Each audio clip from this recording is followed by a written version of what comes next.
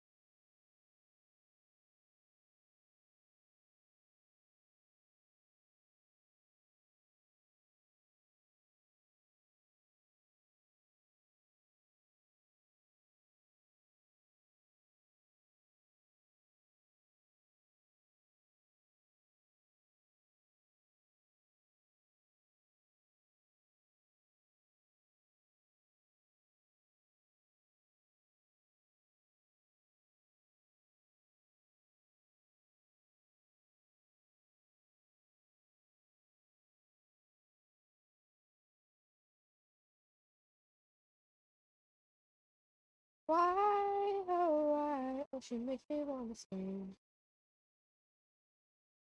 Why, oh why, oh how she tempts me. I never felt like this before. Oh, I never had this feeling till I saw her. She's making me feel like this.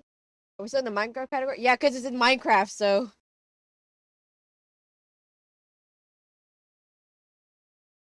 I never felt like this before. Oh, I never. Thank you for the follow. Thank you.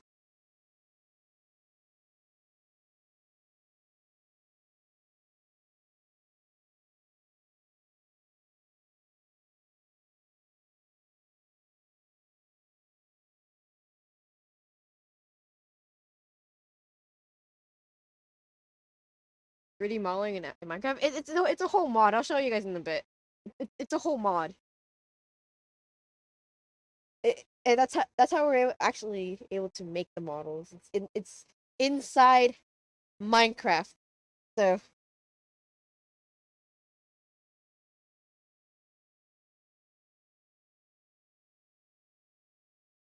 hello, welcome to the stream.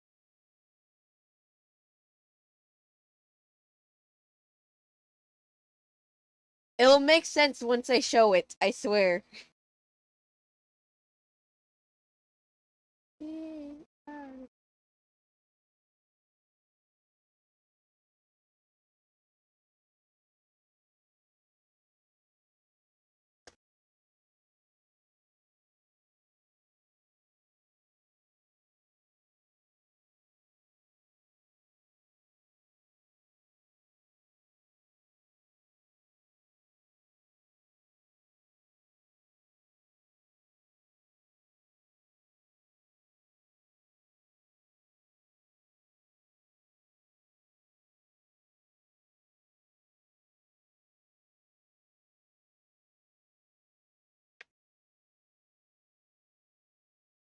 Yum.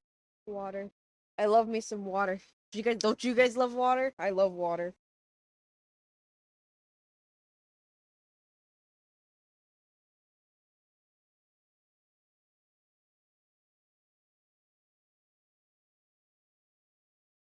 I love water. Oh, I hope you guys enjoyed the event yesterday. I for one had fun, but I was really exhausted afterwards. Ugh.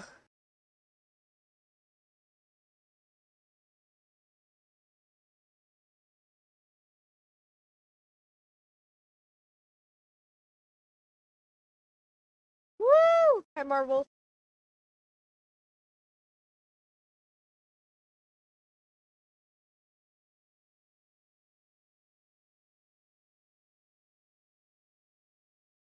Morphle lizard. Do you guys know that you guys won best build?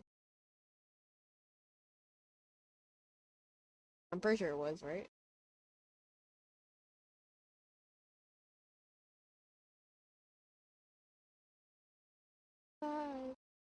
We tied? Oh yeah.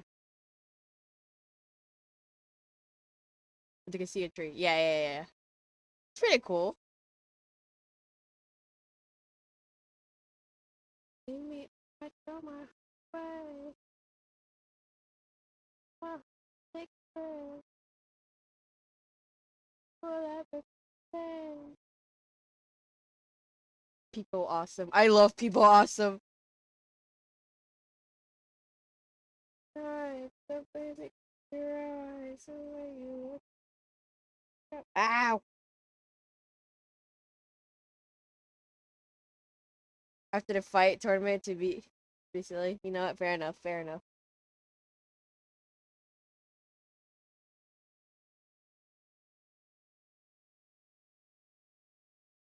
Okay.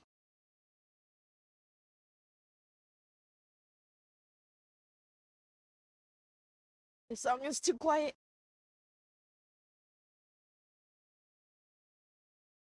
So I don't want no. Oh, okay. Sound effect. Okay, sorry. Um, but backward, backward. Marvel. Oh God, Am I okay? Anyways, hi chat. How are we all doing today?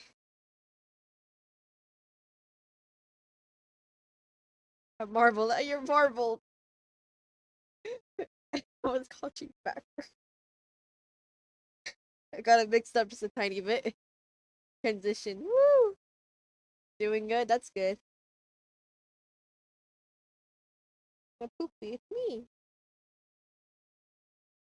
It's me. Back transition. Thank you, Marvel. Thank you.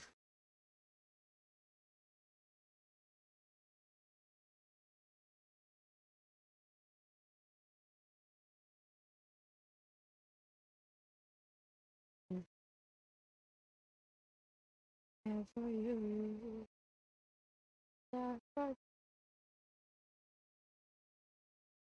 I had a dream about I was in like some kind of like quote unquote beauty pageant where me and other girls would all wear dresses, and then we would like get on the train, and then we would go to said place. I don't know where. It was really confusing. All I know is that I just remember being left out a lot. The main premise of that dream was that I was left out of it.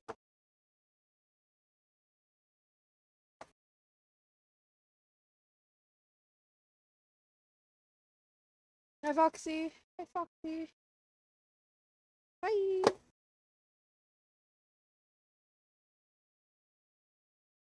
No, left out. Yeah, I was like left out. I think because I was always late,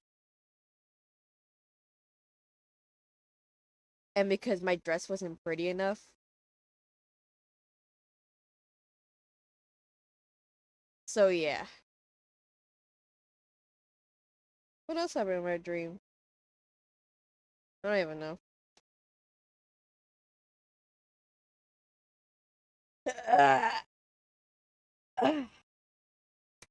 Ow. Okay, that hurt. I woke up like 2 hours ago, just so we're all aware. So I'll fight the other pageant contestants. Thank you, thank you. Dream really did you dirty. My dream really did do me dirty like that. It really just did me like that. Ugh. So here, chat. I'll explain to you the custom 3D models. Okay. All right, everyone, check it out. Right here is my skin for my character. This is for Gamma System P, by the way. Right here is my skin for my character. Notice how I am extremely bald. That's because I haven't added any models yet to my thing.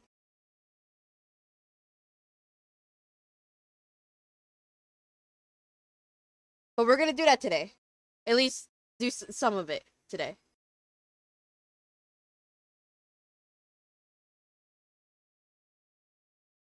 No, Marvel! Marvel!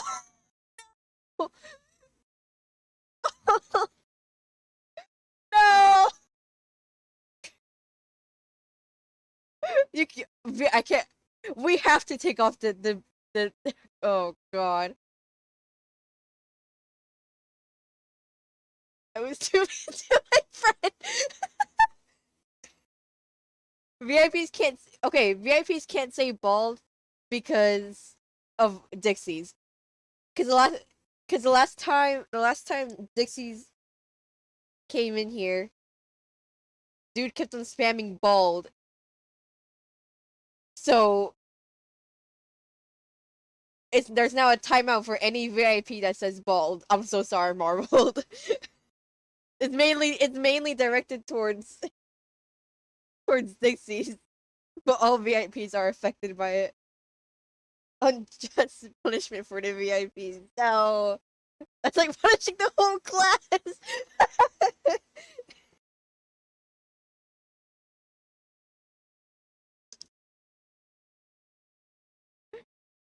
It used to be like actually the whole class, meaning like the whole what you call it. Oh wait, what the hell? Why is it like no? That's why. New model. Um. Yeah.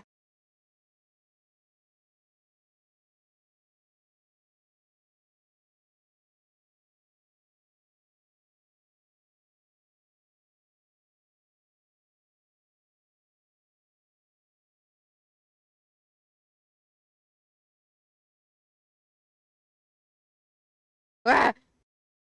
Give me a second. I got this. Tools. Part. There you go. Oh, it still does that no matter what.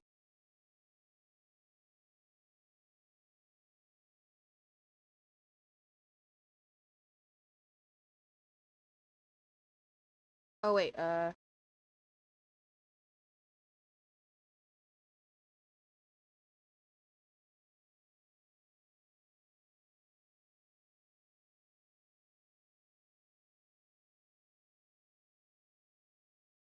Hmm. I'm a nice VIP. I promise. I trust you, Marvel.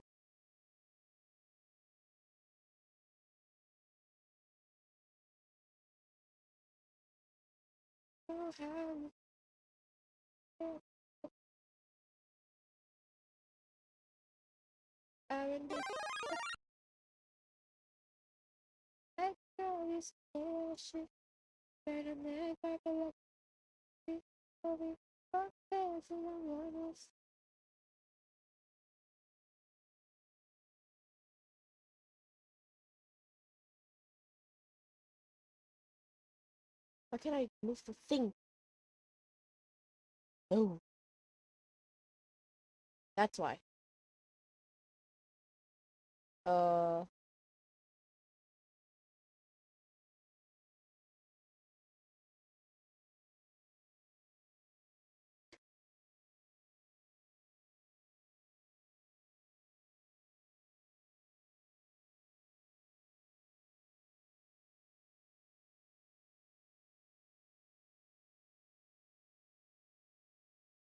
What?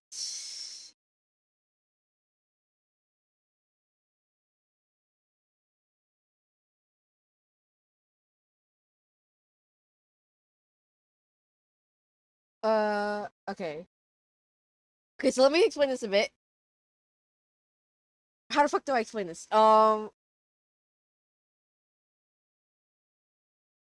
Well, first off,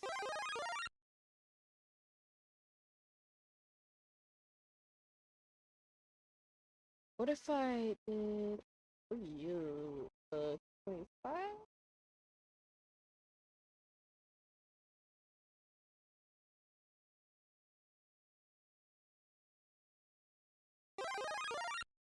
I need it so that way it fits. That's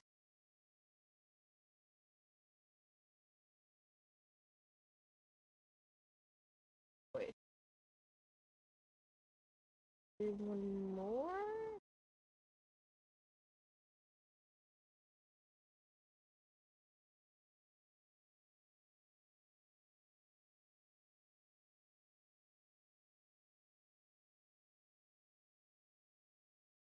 Wait. Yo, yo. Hey, Billy.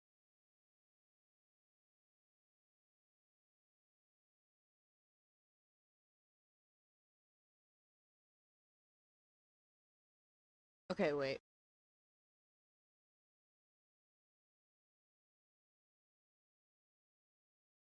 Oh dear.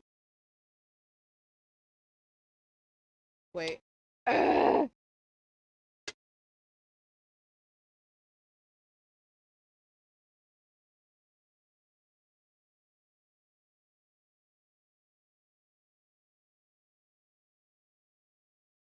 I'm supposed to be the one who knows how to do this. I don't know what I'm doing.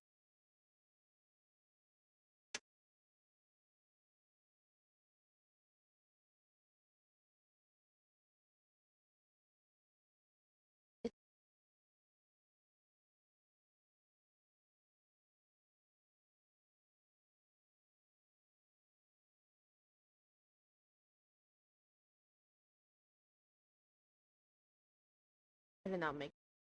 Oh my god! I made it. I made the skin and out a regular old piece. Ah, fuck. That's why.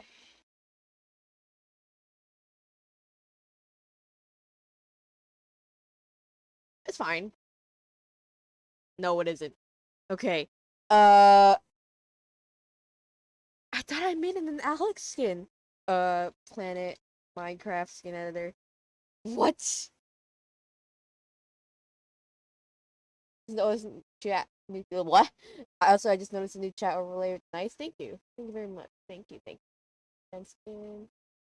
Uh, open file. This. Ooh.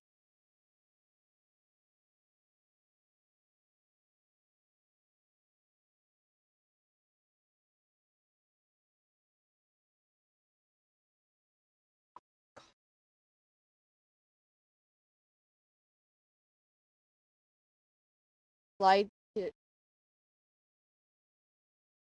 what? Pilly, what the fuck are you saying? Hi, Floor.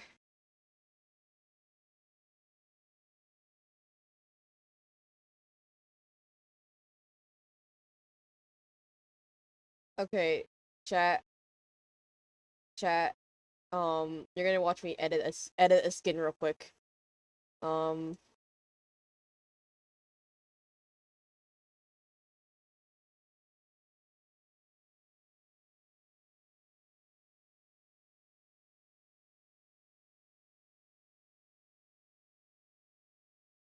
you're gonna watch me edit the skin real quick.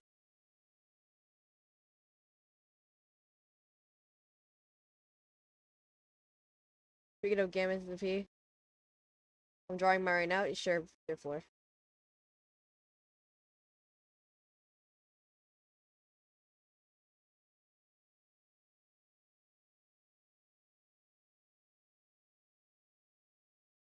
Yep.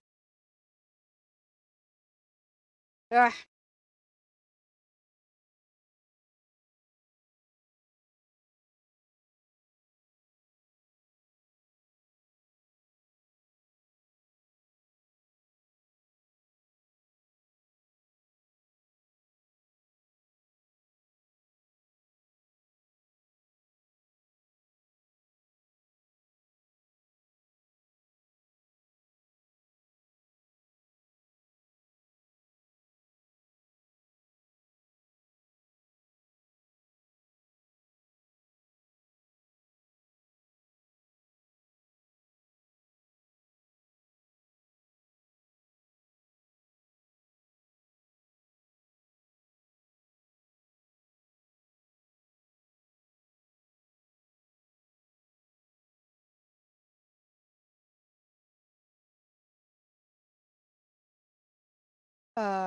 Okay, and then this, and then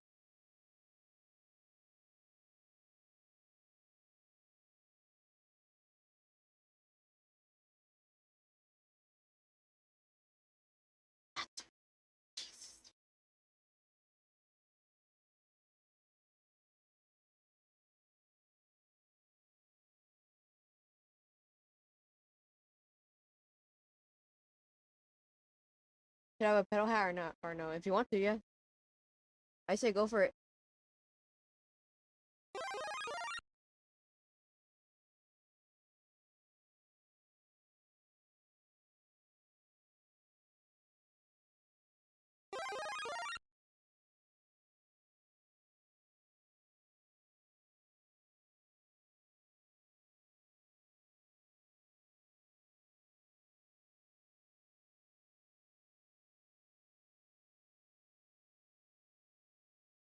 Okay.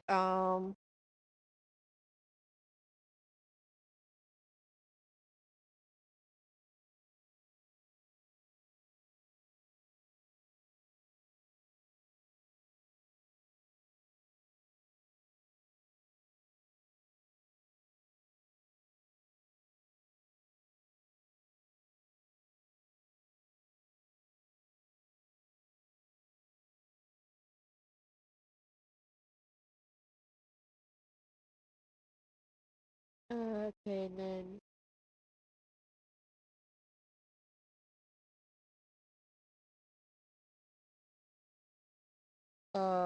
this. Okay, this is basically just a work stream. You're just watching me work on stuff.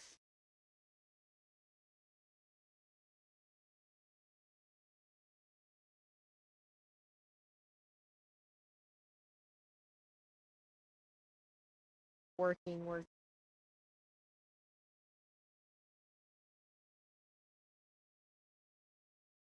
Shouldn't be with ya.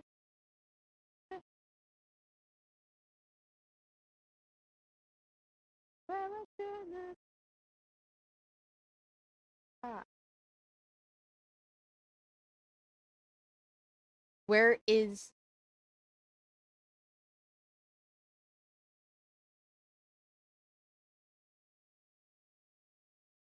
there it is.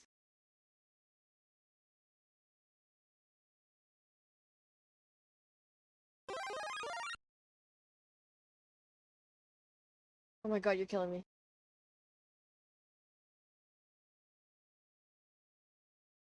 Ugh.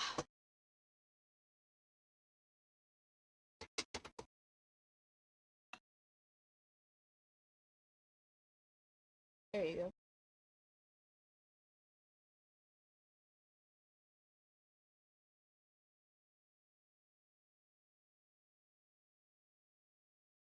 I should have done like what Rat did yesterday with like having video essays in the background something.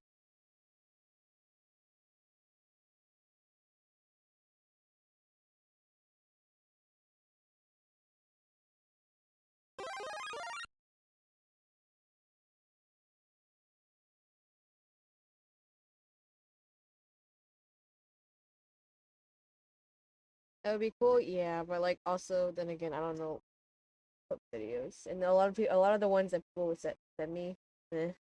Eh.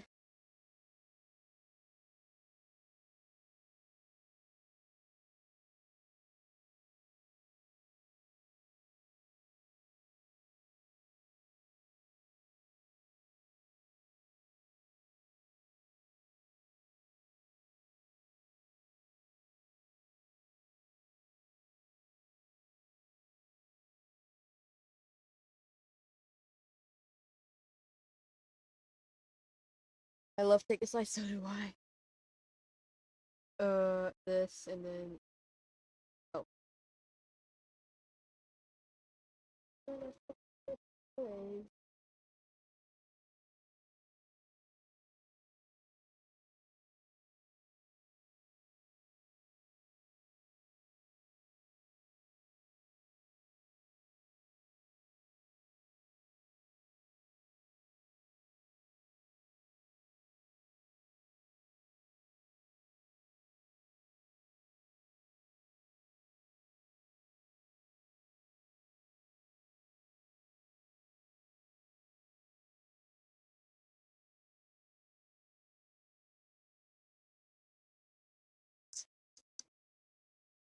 What are your PNG Keeper emotions? This is just a single one I have because I've been too lazy to make a new more for them.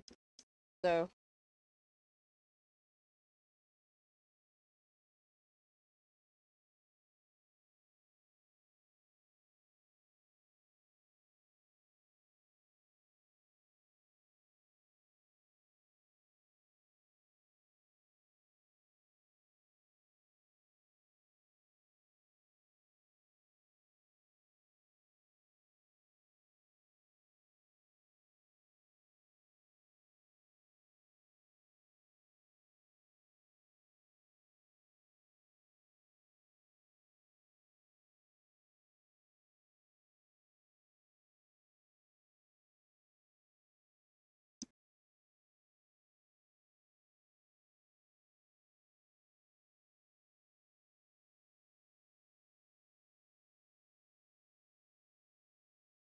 here.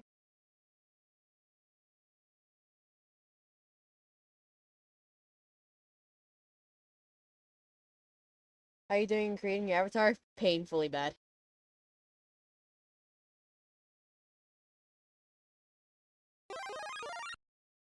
What?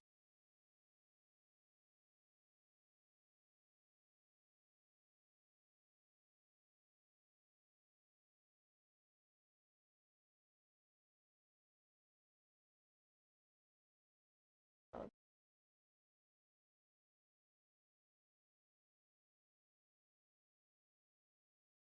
joke's on you, loser. I don't even have a donation.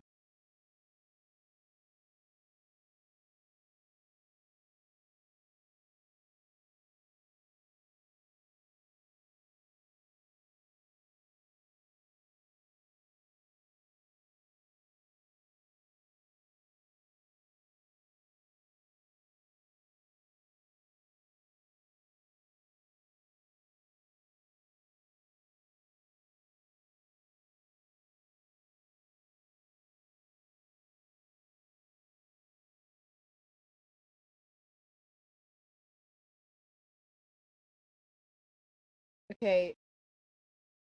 Okay, there you go. Okay. Get screen. Um okay, now let's go to paint.net. There you go.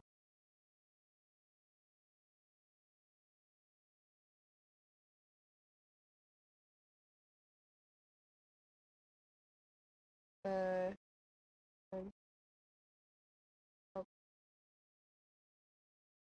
and then new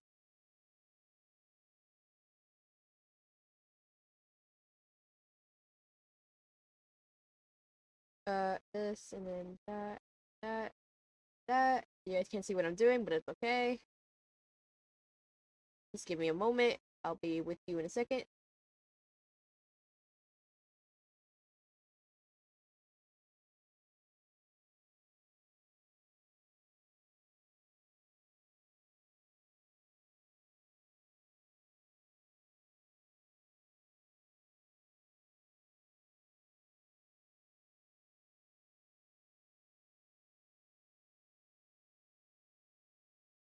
New model, slim, yep. Uh, pumpkin. Okay, wait.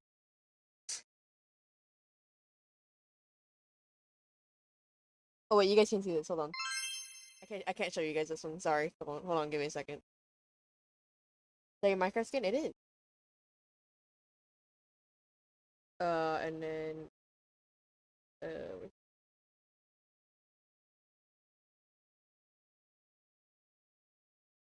skin, edit.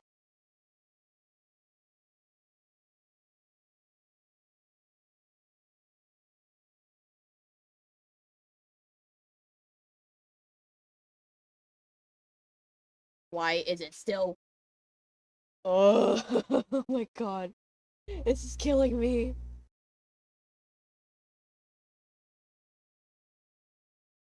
Okay, give me a second. Give me a second. I'm so good at this. I'm so good at this.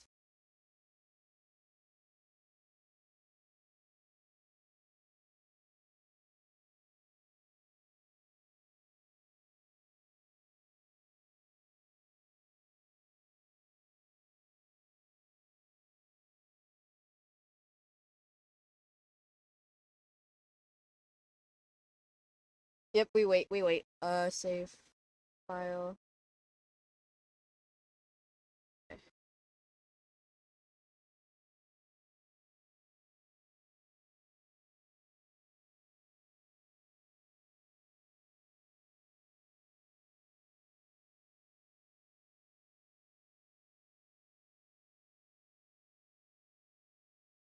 Um, the main issue of for this so far has just been because I did not make the skin a slim skin.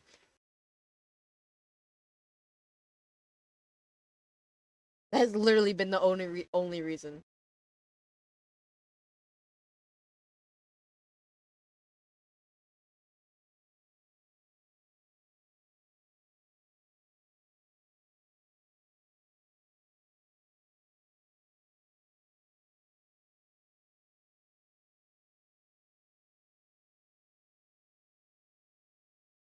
Uh, what?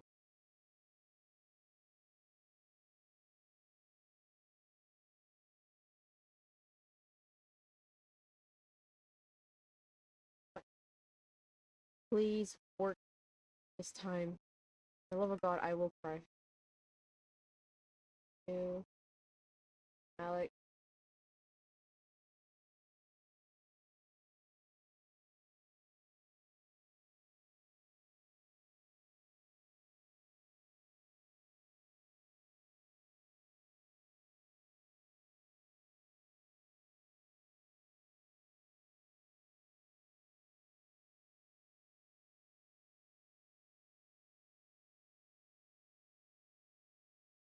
Okay, we did it. Okay, we're good now. We're good now, everyone.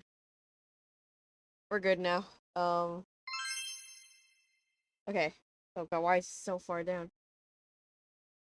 Okay, now we can actually get to editing the model. We can actually get to editing the model now. Okay. So edit tools, add second layer. Okay, cool. Pretty, tell you like oh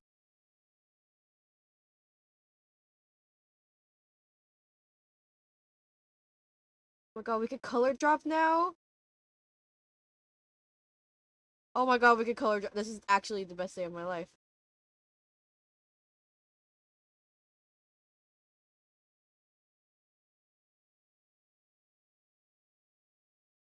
Wait.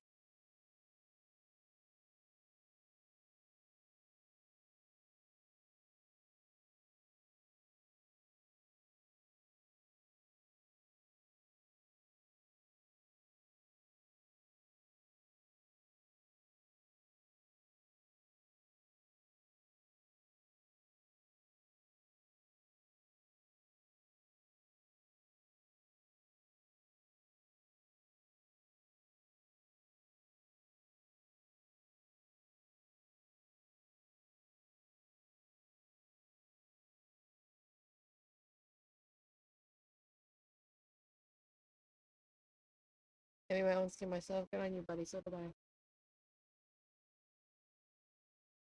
Okay.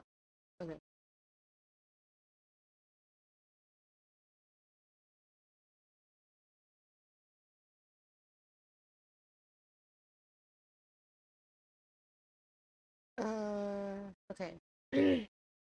Whoa. 11-month Poggies anyway. Hi Bree and chat. Hi, Gavro. Thank you so much for the 11 months. Thank you. Sorry, chat. Let me just relax for a bit.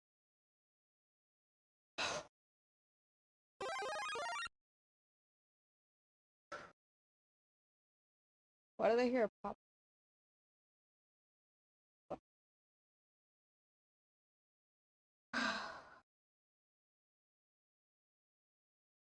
Okay, I'm chill now.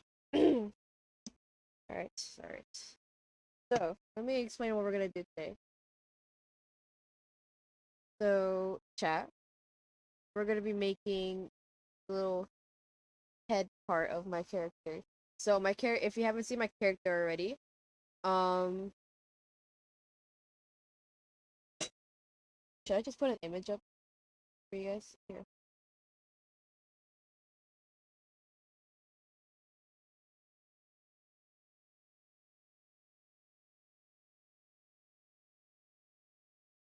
There it is. Oh god. Why is it so big? The chomper? The chomper. That's what we're doing today, everyone.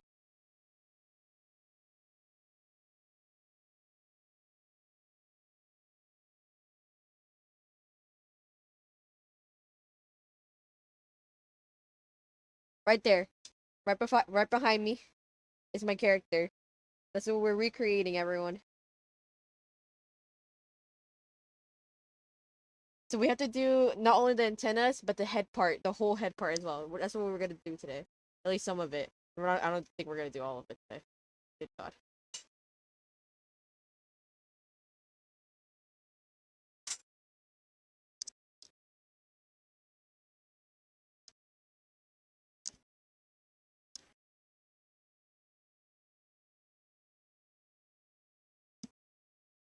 Oh, floor. Worth it? Okay.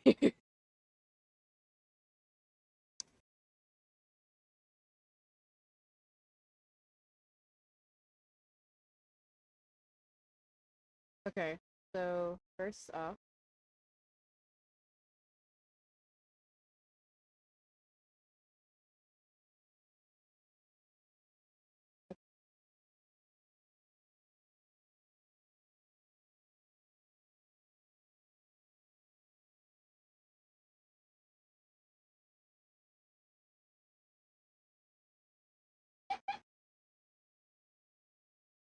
I wonder who named Elowen. Yeah, it was floor. It was floor. This is honestly the first ever character I've made for myself that does not look like my actual persona. So this is gonna be interesting. I gave I gave myself the hunter hair swoopy one. Add a few letters and it'll be elbow in. What the fuck? It has the colors. It's okay, Brie. Okay.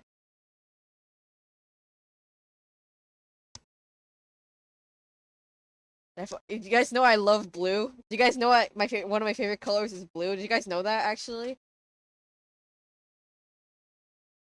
You know that you're so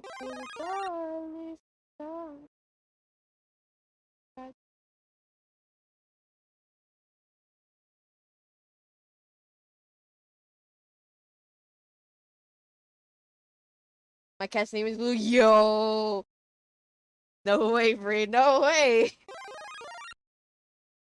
I really thought it was red. Red for imposter. Whoa.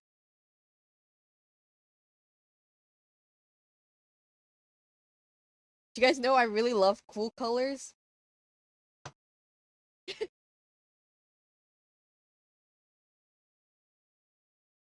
I wonder what went wrong.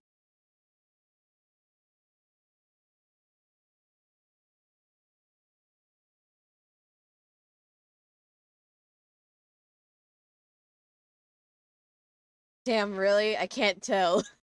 Damn. I thought I made it obvious. Sorry, guys.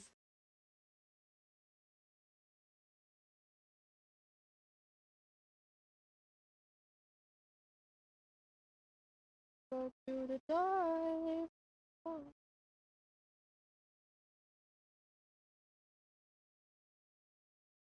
Let's make this color. Let's make it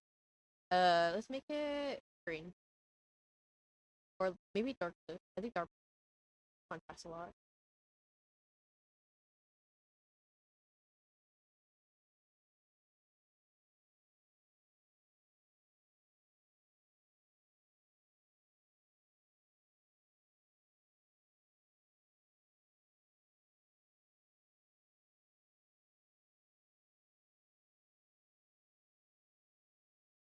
Silence there for no one.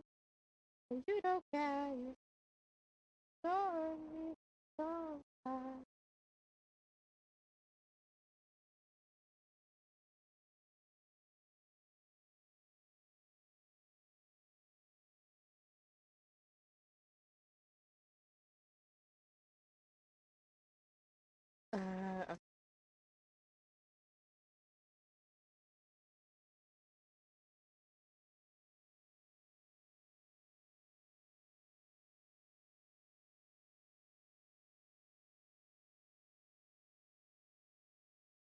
Uh, let's see.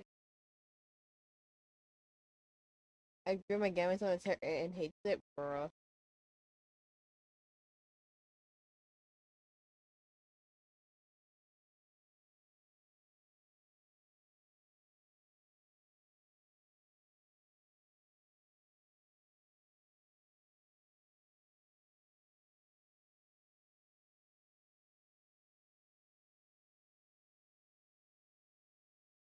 Oh, I have to do the ears too. I just realized shit. Right now, baby.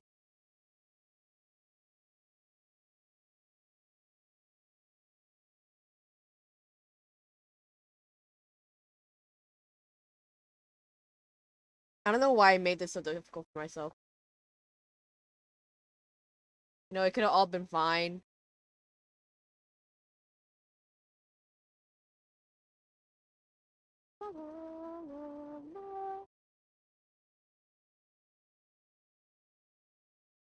PP, hi Neo.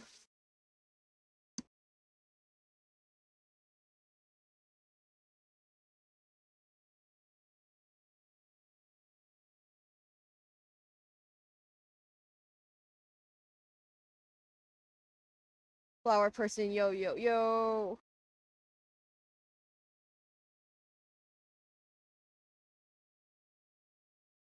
I love the song, so do I.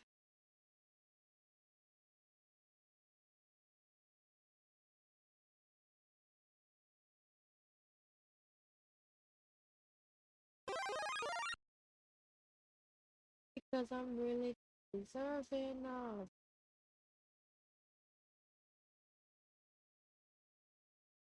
Guys. Guys. Mob Psycho 100 season 3. Guys, I just remembered. I need to wait. I'm gonna listen. I need to listen to the thing again. God. What we that?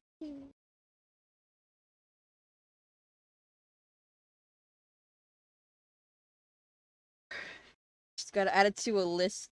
What's called arguably normal artists is right.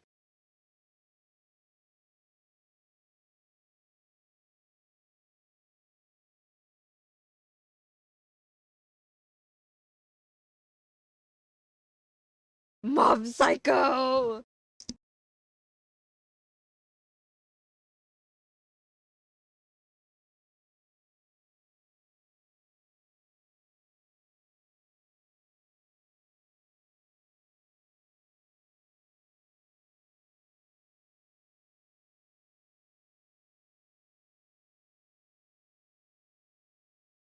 Oh my god, new intro is so the new opening is so good. It's so good. I cannot express this enough. I can't express this enough. The when oh my god. When I saw the new oh my god. Oh my god, the ending to the intro. I love anime so fucking much, dude.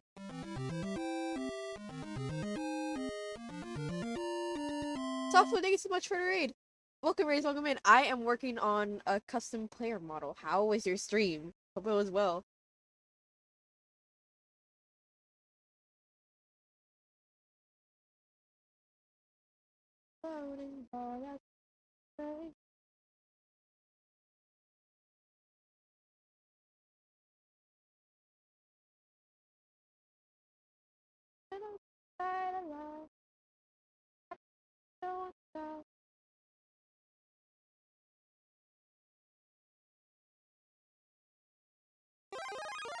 When Mob grew up at the end of the intro, I'm gonna explode. Ah! Stream was great. I really like your page, YouTuber. Thank you very much. I'm glad it went well. I'm gonna explode over the new intro. It makes me so happy. It makes me so happy that Mob Psycho is getting the final season it fucking deserves. It deserves that third season. Oh my god.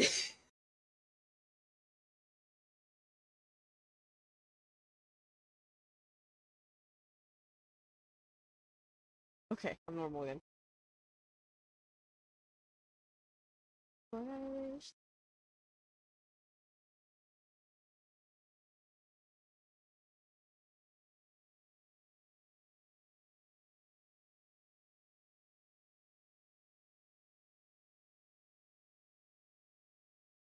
You're never normal? Okay, Emmy. Okay, Emmy.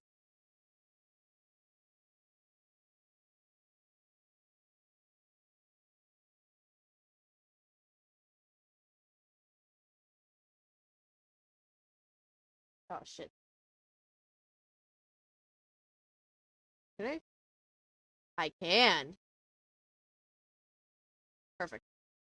Go back to this. What's with that tone? Nothing. I know what I'm doing wrong now. I know why it looks wrong.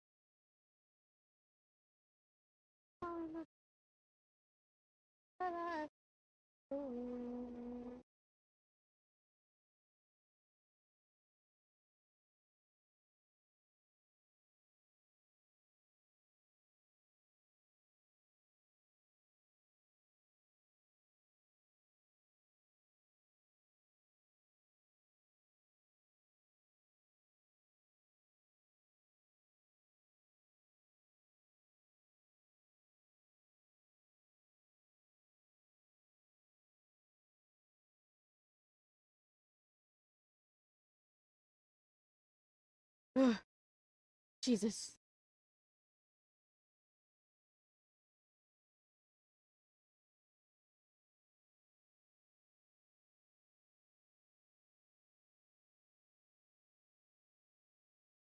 Okay. And then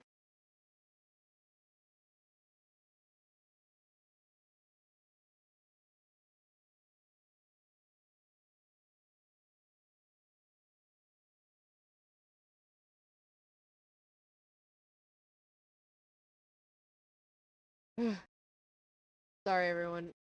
I might be a little quiet stream. Tiny bit.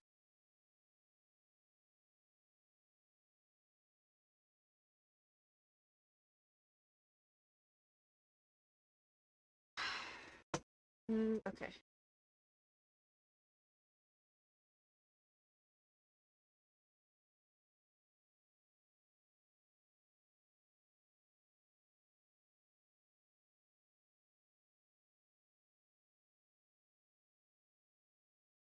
chilling, chilling. I should probably put up like video essays somewhere while I work on this.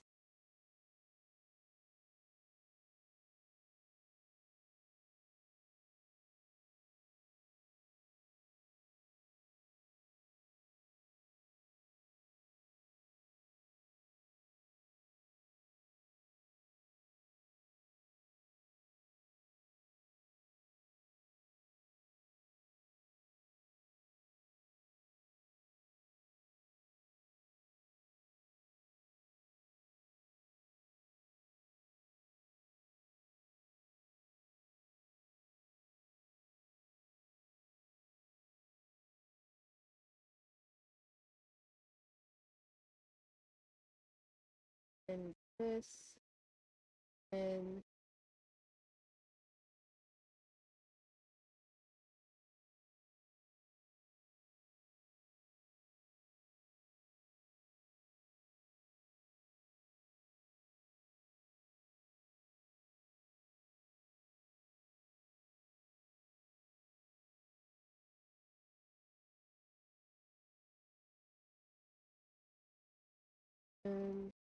my mirror.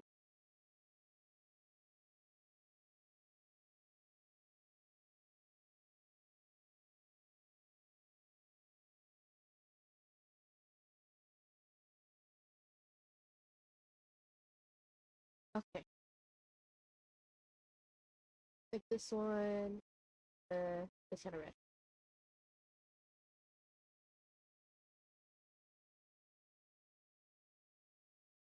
I don't know how people even manage to work with this fucking thing. So difficult.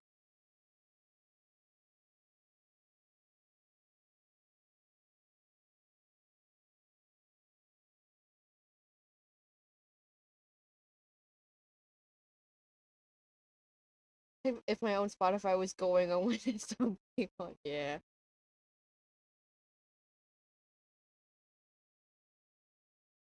Guys,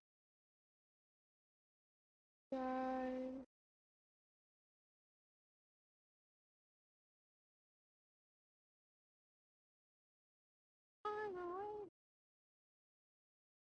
I'm terrified.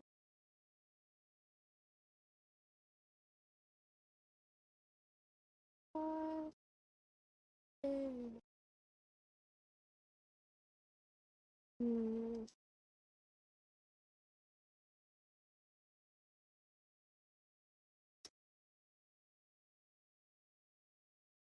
You guys know how Honey in Halls of Beauty, Honey's character has like a little flower hat on it. It took me like a solid couple days to actually make that thing. I'm really scared of how long this is gonna take me now.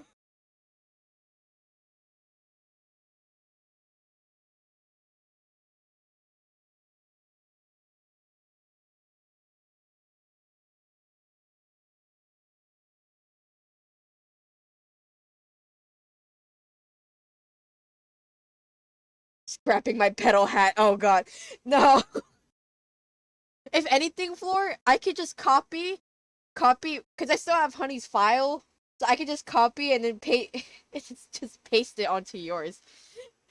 Hopefully, I think I could. Hopefully. Anything that's televised.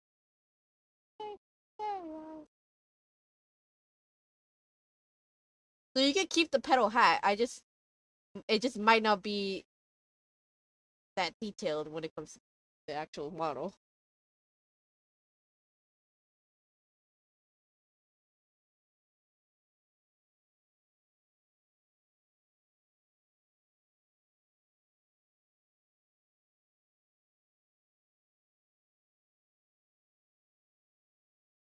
Doing great, Floor.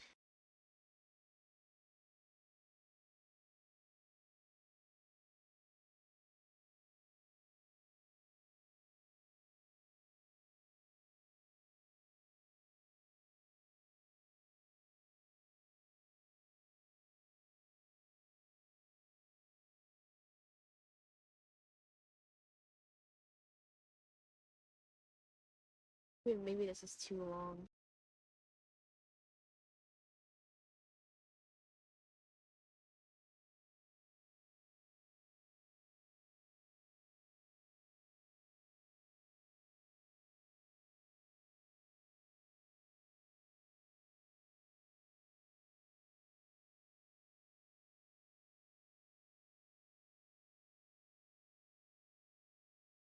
Ah, shit.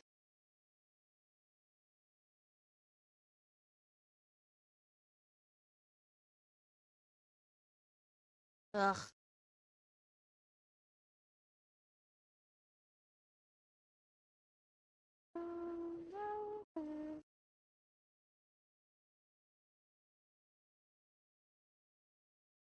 Uh,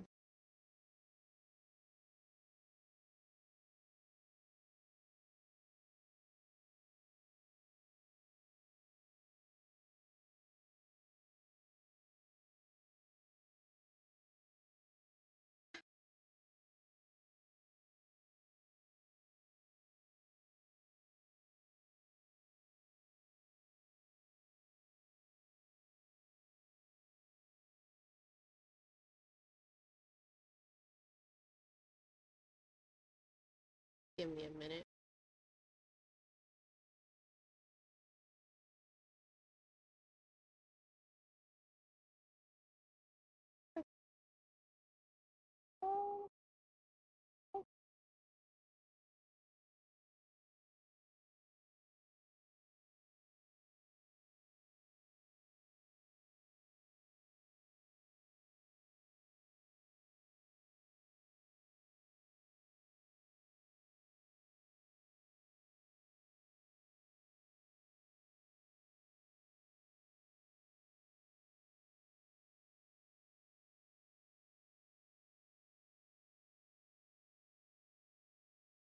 Let's see. Uh, no.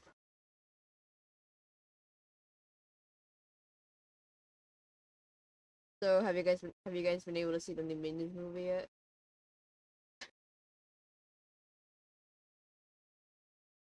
Heard some like really bad stuff has been happening at theaters because of the Minion movie.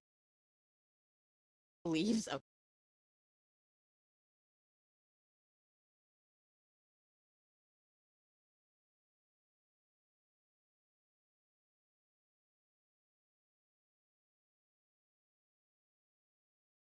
don't mention that goddamn movie to me again. Like what? Basically, there's been what? There's been this whole trend going around where basically guys have been dressing in suits and all fancy and everything to go to the Minions to go watch the Minions movie. Basically.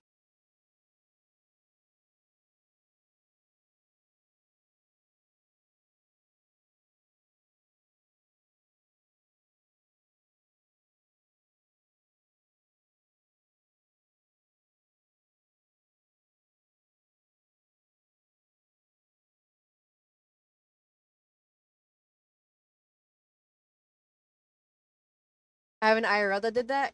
You know, I'm not surprised. Floridian. Like, are they trashing the theaters? Yeah, they are. They're trashing the theaters a lot. Apparently, one of the groups of guys, literally broke the theater screen, the monitor.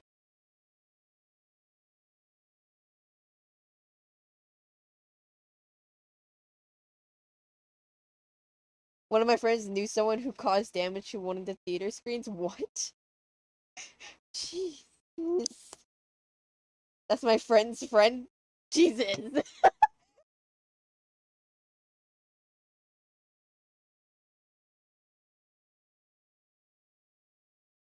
But yeah, that's what's been going on over there. Oh, is it?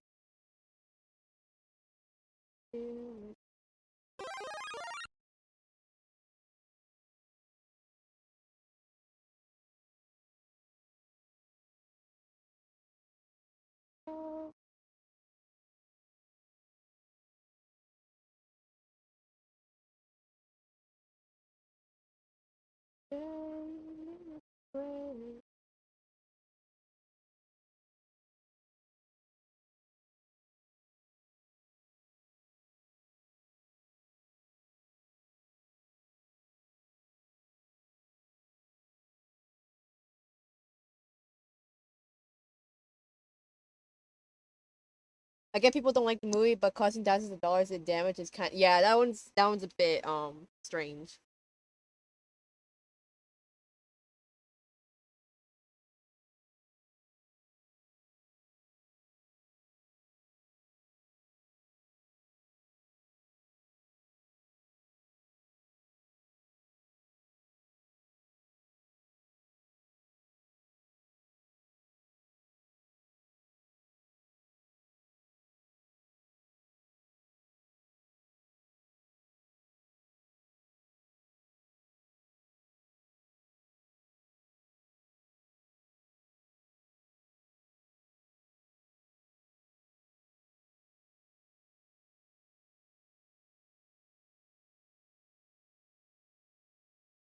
you like cats or dogs? Both. Because I have both cats and dogs. So.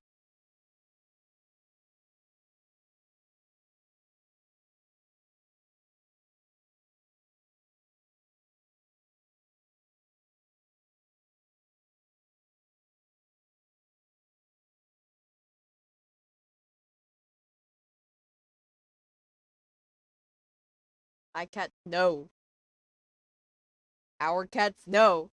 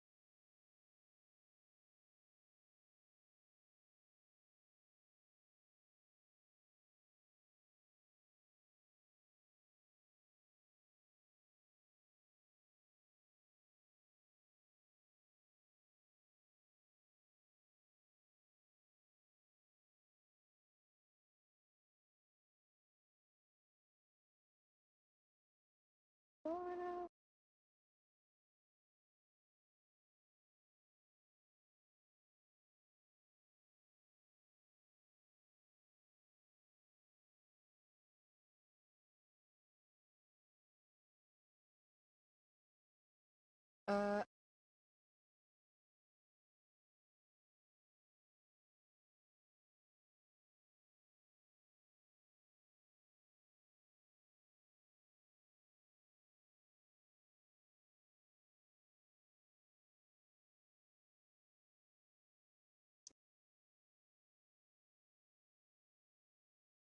uh,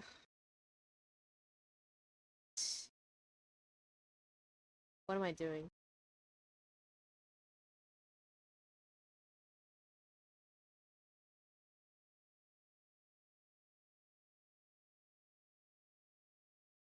Let's come on.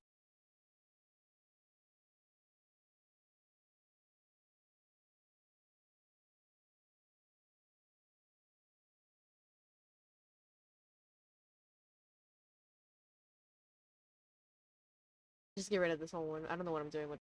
Uh,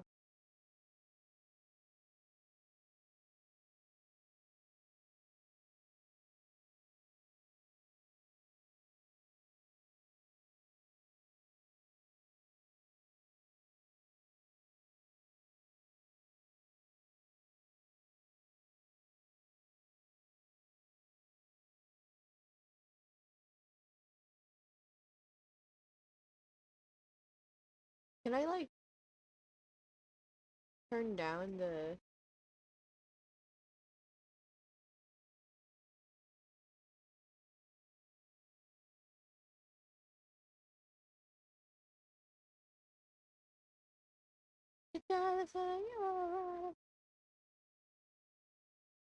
There you go.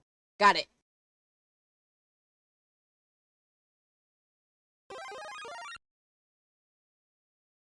Oh, that makes things so much more easier. I can actually see what I'm doing. Anything to do, yeah, my left brain knows.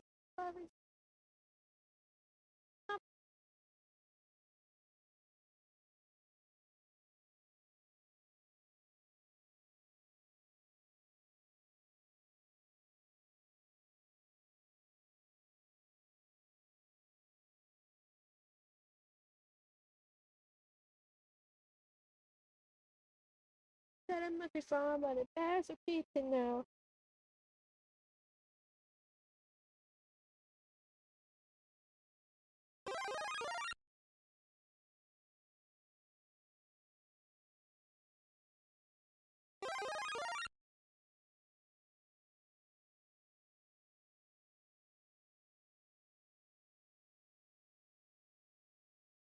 Love your hair, thank you.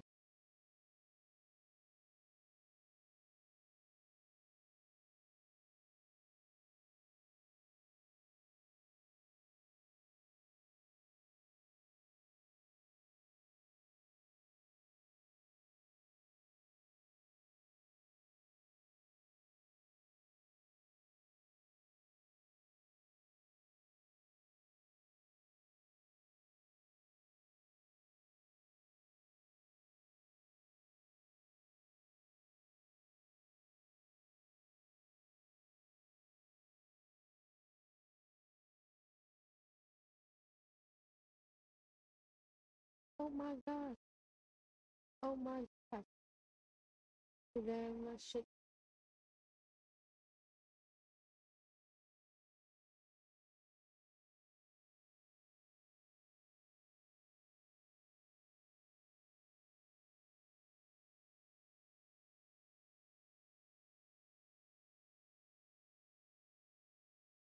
So up. I'm not listening.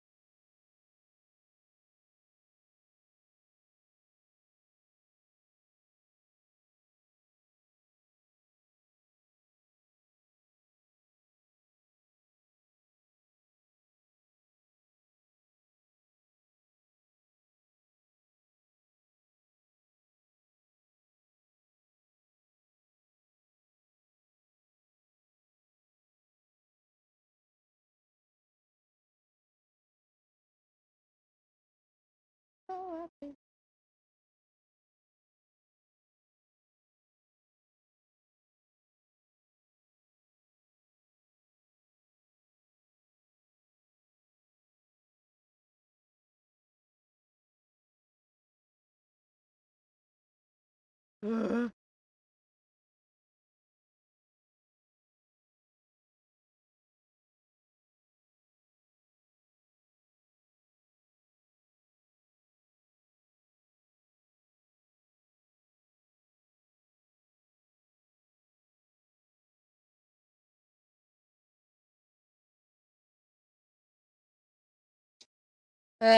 Okay. Hmm. Finishing already. It feels like a necessity. Are you okay? I struggling. God, I gotta see. I know I'm not. Baby, so let me burn my fire for you. Should we watch some videos while I do this chat?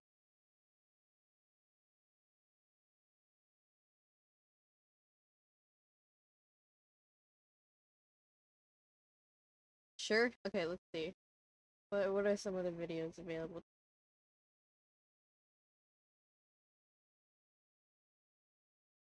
Bring me into VC? Why?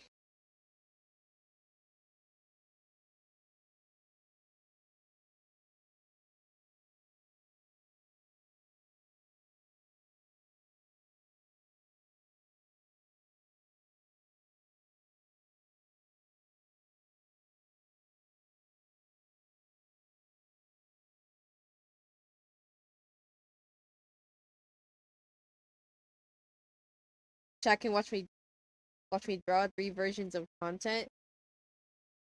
I feel like that could be overwhelming in a way. Not only for my chat, but for me and my PC. I just need like I just need background noise during this.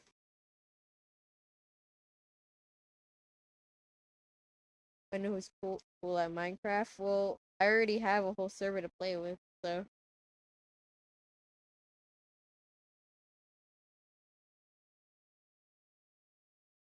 You could be in VC, but I don't know about drawing or anything. Oh god, I'm tired.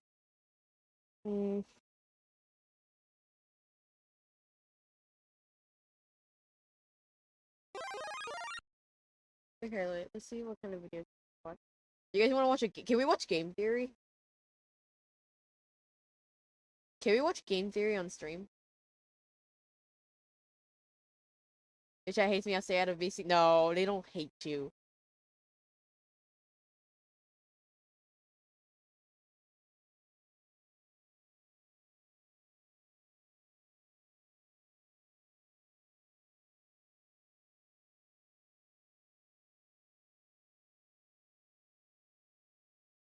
I searched all of the FNAF theories. I was literally searching up all the FNAF theories.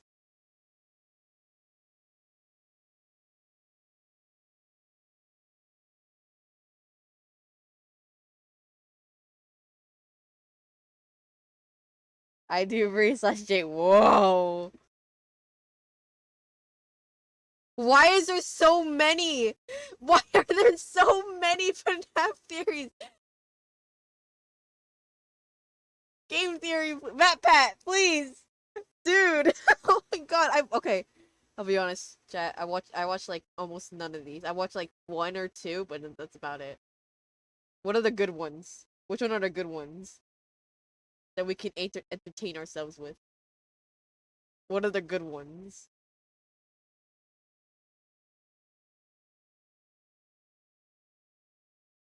All of them? Watch all of them? Floor, there's 72, Floor. There's 72. I don't think I can sit through 72 videos of MatPat.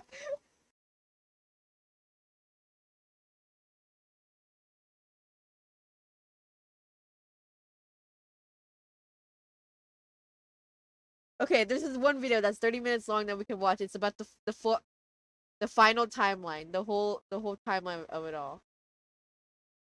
Okay, we can watch that.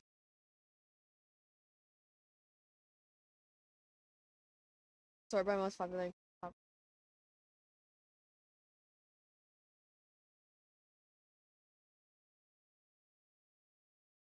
How do I sort most popular for a playlist?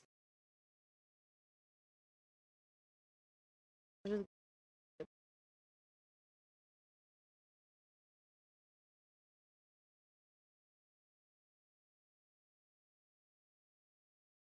wait. Okay, wait.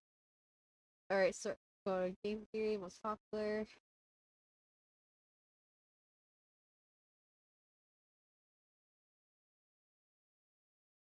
Oh god. I'll just watch this one. In the fun ones, right? Just give me. I'll watch this one. I'll watch this one. You guys can't see. No capture.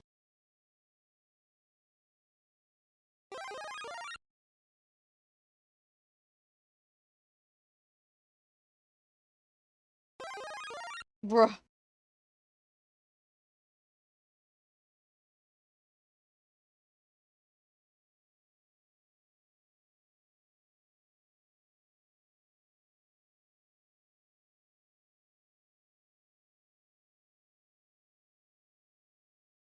Okay.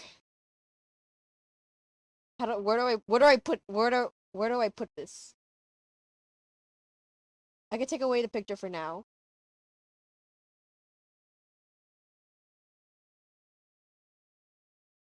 And I'll put you over up on here. Okay? Okay. Cool. Will it play while I have Minecraft app? Oh, wait. Today, I'd like to introduce you to the new Super Smash Bros. Game for the Nintendo Switch. It does not show! Fighters have appeared in the series. I'm sure you're all eager to find out who will be joining the roster this time. Please, take a look. Okay.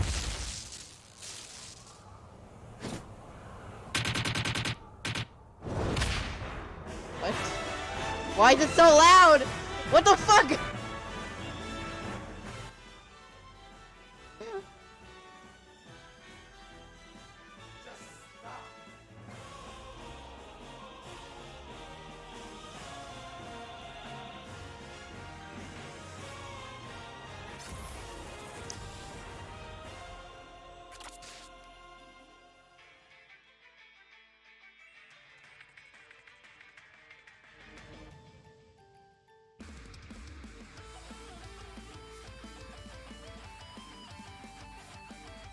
Game theory. Wait, I need to check if autoplay is on. It better not be on. It's on. Oh my fucking god. Game Theory, the William Afton of YouTube. I always come back.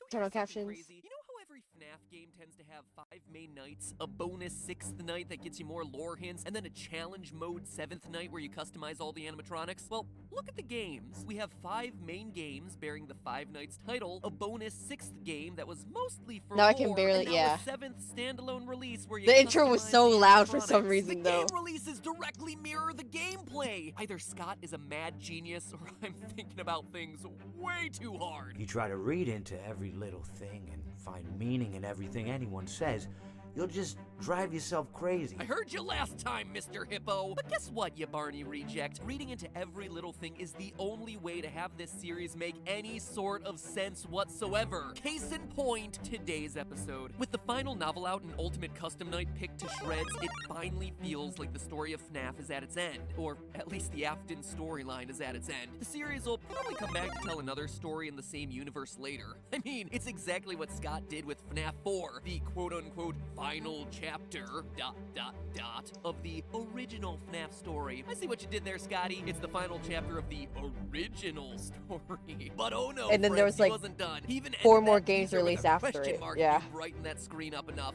Man, Scott, you really wanted to leave the door open for more games in the series, didn't ya? You were milking it more than I was. Or, I guess we're both milkmaids at the teat of Freddy Fazcow. Anyway, as they say in Excuse me? FNAF World, the pieces are in place for us. So it's time to take one final step back and put every single one of those pieces together into this, my final timeline for the final FNAF game. Though, let me save you some work. If you brighten the image you see on screen right now, you'll see that there's a question mark there, since, you know, I always come back.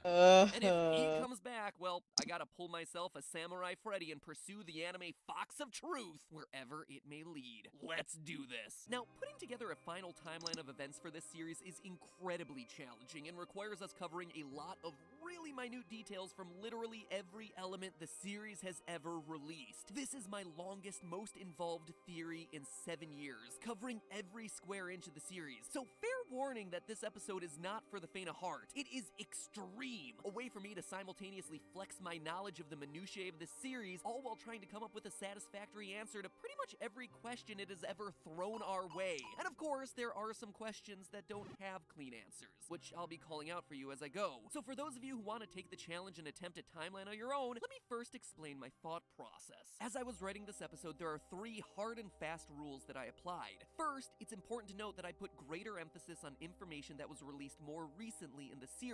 While, yes, everything in the series is important, by FNAF 4, and even more so Sister Location, we can assume that Scott had a complete picture of the story in his mind. It's easy to forget that FNAF 1 was going to be Scott's final game after years of trying to be a game designer And it hitting wasn't. dead ends. Do you really think that This he is funny managed to watch lore after so Security deep Breach that came he out. covered 8 games, 5 books, and countless teasers? It's a bit that he outdated, but predicted it's his fine. story would be so massively popular that it would involve undead purple people way back when we were all just making memes about Foxy Swiggity Swooty coming for that booty? Probably not. So it's safe to assume that the newest information we're getting in the games is the most accurate in pointing to the final story he's looking to tell. So that's rule number 1. Rule number 2, adhering to key dates and events. Now, there isn't much that's certain in this story, which means that the things we do know must serve as fixed points that the other details fit around. We know for a fact from FNAF 1 phone calls that the animatronics are allowed to walk around freely until the bite of 87. We know from FNAF 3 calls that the golden spring-lock suits are eventually retired to a back room after a tragedy at a sister location, the FNAF 4 Bite, which itself takes place in 1983. FNAF 3 also tells us that at some point William Afton tries to dismantle the robots, whose spirits rebel, causing him to become Springtrap, eventually getting himself sealed up behind a wall until the workers at Fazbear Fright discover his body and set him loose again. Do Details like those have to be our guideposts if we're having any hopes of getting anywhere in the story. And lastly, rule number 3, realizing that this isn't just a simple linear timeline. It's clearly established in the games that multiple Fazbear locations exist at the same time, and that the events in one affect what happens in other locations. For proof, just look at Phone Guy in FNAF 3.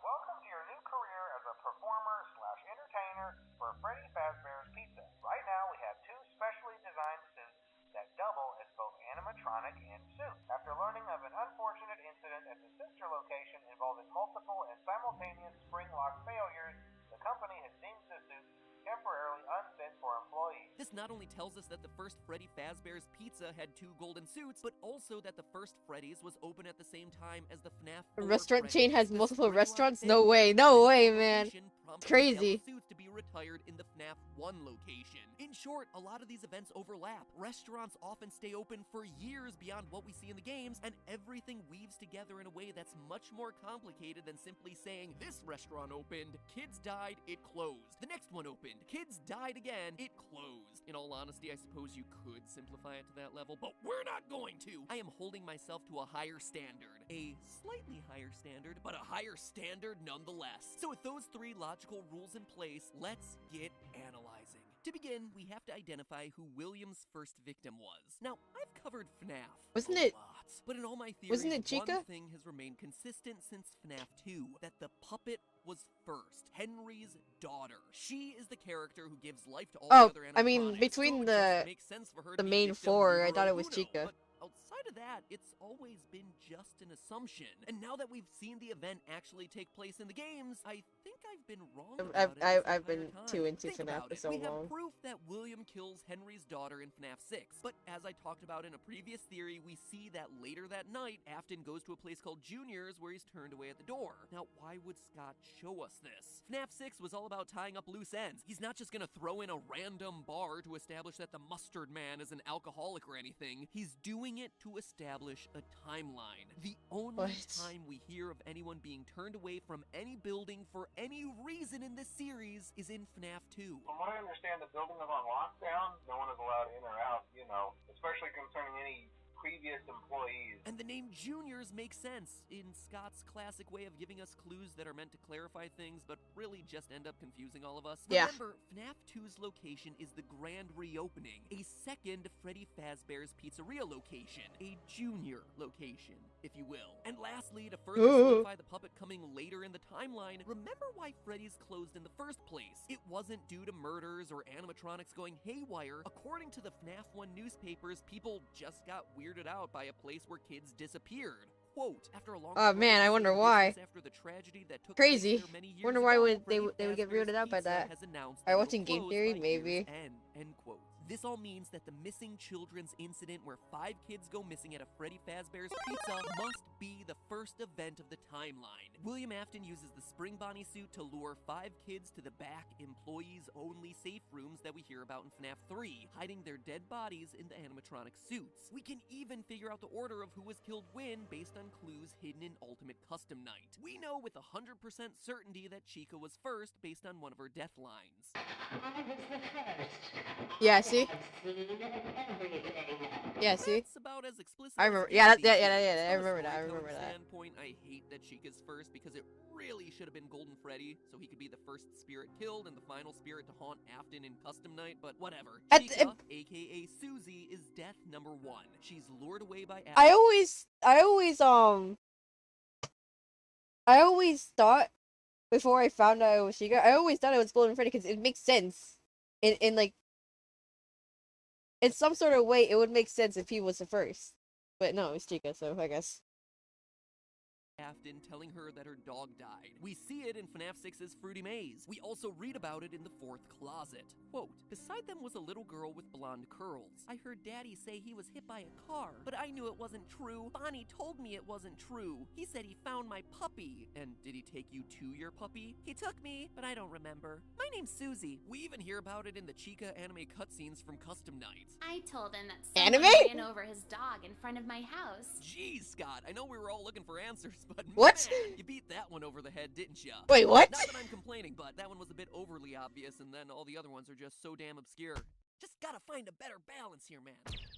From there, we know that 4 other kids get taken and stuffed into suits. We know their names based on the gravestones at the end of FNAF 6. Gabriel, Fritz, Almost of a Jeremy, custom and night, Brie. Greg. I didn't know Who about are that. we to judge what other people name their kids? Probably some celebrity's kid. Oh, you must meet my children. This is Apple, audio science, and grass. All joking aside, though, loyal theorists will remember this last grave was giving me a lot of trouble during a past theory. You see, this book, the FNAF Survival Logbook, holds a ton of reveals about the franchise, but they're all hidden in code. Some I was able to deduce, some left me stumped. But a few hours after releasing my video covering the book, the mystery was solved by the brilliant deduction of game theorist subreddit user DPowerful1. DPowerful1 used the numbers that I had found, 52, 39, 15, 7, 2, 10, 11, That 11, anime, and I put them guess. not into an alphabet grid for ciphers like I'd guess. been doing, and like the book was clearly hinting towards, but instead put them into the word search, of all places. Using the numbers as coordinates in the word search, you could spell the name Cassidy, a name that must belong to Golden Freddy based on the repeated use of Golden Freddy's signature line of "It's me" throughout the book, the gravestone imagery which lines up with the 5th mystery gravestone at the end of FNAF 6, and a mention of Cassidy in the final FNAF novel, The Fourth Closet. And that would be more than enough proof, but it's not all. In the novel, Cassidy is described as a girl Cassidy, with black that- hair. And what do we see in the logbook? The puppet giving cake to a little girl with black hair. The only human child in the logbook, no less. And it's happening on a page talking about your happiest day. A direct reference to the happiest day minigame from FNAF 3, where the puppet gives cake to Golden Freddy in an effort to release its soul. You can even hear a girlish laugh every time Golden Freddy is summoned way back in FNAF 1. Literally everything about this reveal That's lines true. up. Everything, of course, except for the pronoun of he being used to talk about the one you should not have killed throughout Custom Night, which, as we established last episode, is referring to Golden Freddy. But consider this, Golden Freddy is a male character. He's Freddy Fazbear, he's Fredbear, regardless of the spirit that possesses it. So the gender confusion works here. Scott even used that to his advantage in the casting call, where he was specifically looking for auditions where, quote, the gender should not be immediately clear. It should work as either a young boy or a young girl. FNAF, teaching kids that gender is fluid, but only if you spend 4 years picking apart Golden a Freddy, sincere he, war. she, slay. Yeah, by the way, FNAF is 4 years old this August. It's crazy, right? Wow, I've been doing this for a long time. The last thing to say about Golden Freddy is proving that he gets possessed here, at the first Freddy Fazbear Pizza location rather than in FNAF 4, like most of us have assumed in the past. You see, in Ultimate watching Custom Night, videos you while get I'm an working on item my called model. a death coin that can eliminate one animatronic from Yeah. the game. But if you use it on Golden Freddy, you don't eliminate him from the game, you just get jump scared by Fredbear. Huh? And then hear some Yeah, strange my character. sounds. Here, you want to see what she actually looks like? Oh!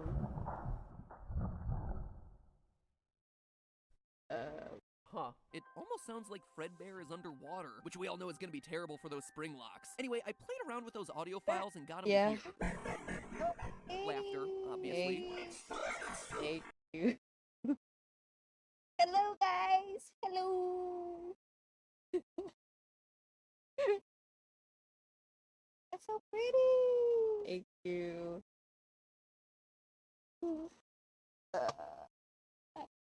Hi, Bar.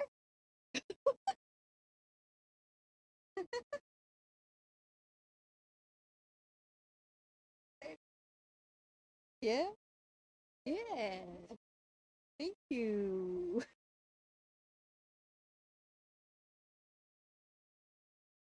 It's it's a flower. It's like the piranha plant from Mario, basically. Yeah. Oh, that's tight. Yeah.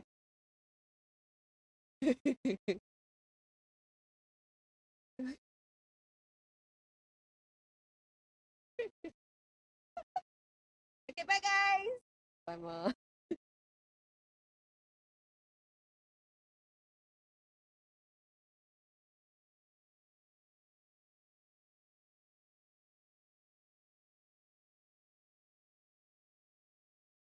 Bye.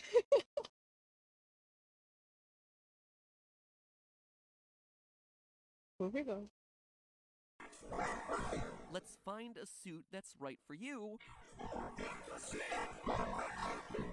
And there was more fantasy and fun where I came from. That last one feels really random, right? Like, "Arrgh, I'm an angry spirit who just killed you, but let me tell you about my love of fantasy, fairies, and long walks on the beach first." I'm What? very in touch with my emotions. However, the phrase fantasy and fun is a direct reference to the first game in the franchise. The guy welcomes you to Freddy Fazbear's Pizza, a magical place for kids and grown-ups alike, where fantasy and fun come to life. It's Scott telling us that Golden Freddy is the same spirit who speaks to the crying child via the Fredbear plush at the end of FNAF 4, but who dates all the way back to the first pizzeria and the missing children's incident. Phew, you got all that? Good. No. That's the easy stuff. Well, What? not easy, obviously, considering I'm on page 4 of this script and I've only just talked about the first event in the series. But there is consistent logic and evidence to back it all up. However, it's at this point that things get messy from a timeline standpoint. You see, right now there are two dangling threads of events that directly conflict with each other. One, the first Freddy Fazbear location has to close so it can reopen sometime before 1987. Okay. However, it has to remain open at least until 1983 when the FNAF 4 bite happens, the event that prompts Phone Guy to call back to the FNAF 1 location informing them that the Springlock suits are being retired. Welcome to your new career as a performer/entertainer for Freddy Fazbear's Pizza. Right now, we have two specially designed suits that double as both animatronic and suit. After learning of an unfortunate incident at the sister location involving multiple and simultaneous spring lock failures, the company has deemed the suits temporarily unfit for employees. This is important I because thought FNAF Phone 2 Guy was later before makes a FNAF point of 1. saying that the I- Spring Body suit is still being I thought FNAF 2 took place afterwards. After FNAF 1. It makes sense because of the, I thought, to me, it makes sense because of the old, whatchamacallit? The old animatronic from the first game.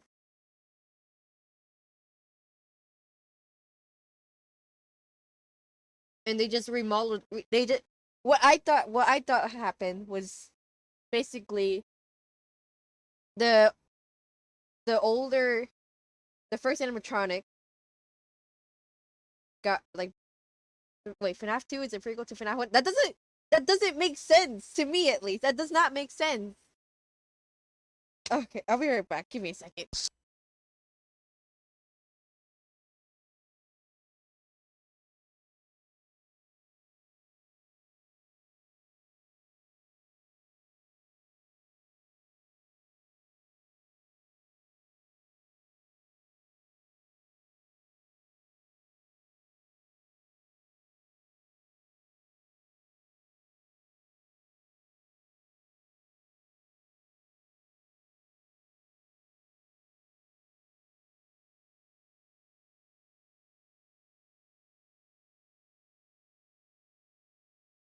Okay. Want me to show you the theory about it? Sure, okay. But that's genuinely confusing because of the fact that there's the old animatronics from the first game in the second game. If this was a prequel to the first game, why did they make the new animatronics look like newer versions of all the the original characters from the first game? Why would they do that? Not only that, but why would they add the old animatronics from the first game onto the second game? That's also confusing.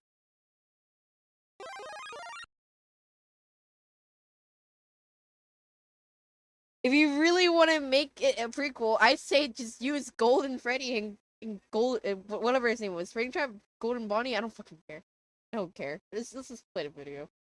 Move. Management has also been made aware that the Spring Bonnie animatronic Yes, has been noticeably moved. Which implies that Afton is still using it to kill kids, aka the missing children's incident is still going on even after the bite of 1983. That would all be fine except for point number 2. According to Hand Unit and Sister Location, Circus Baby's Pizza World is opened after Freddy Fazbear's is closed. Due to the massive success, and even more so the unfortunate closing of Freddy Fazbear's Pizza, it was clear that the stage was set, no pun intended, for another contender in children's entertainment. Again, this wouldn't be a problem if it wasn't for the empty girl's bedroom that we see in FNAF 4. As we established in a previous episode using the FNAF survival logbook, the crying child is Michael Afton, which would make this his sister's room, Elizabeth Afton, the girl who gets herself clawed and goes on to possess Baby on the opening day of Baby's Pizzeria. That's why she's missing and why her room is empty. But that can't happen if Freddy's is still open, and Freddy's can't be closed until the Bite of 83 causes the spring locks to be retired so that phone guy can make his call. You see the problem there? Do you understand why creating a timeline of all this stuff is so darn complicated? Anyway, to move forward, we have to apply rule number 1 that I talked about earlier and throw out some of the phone guy information in order for the events to work. Freddy Fazbear's first location closes in the aftermath of the missing children's incident. With no pizzeria to serve as his murder den, Afton tries to launch a new restaurant,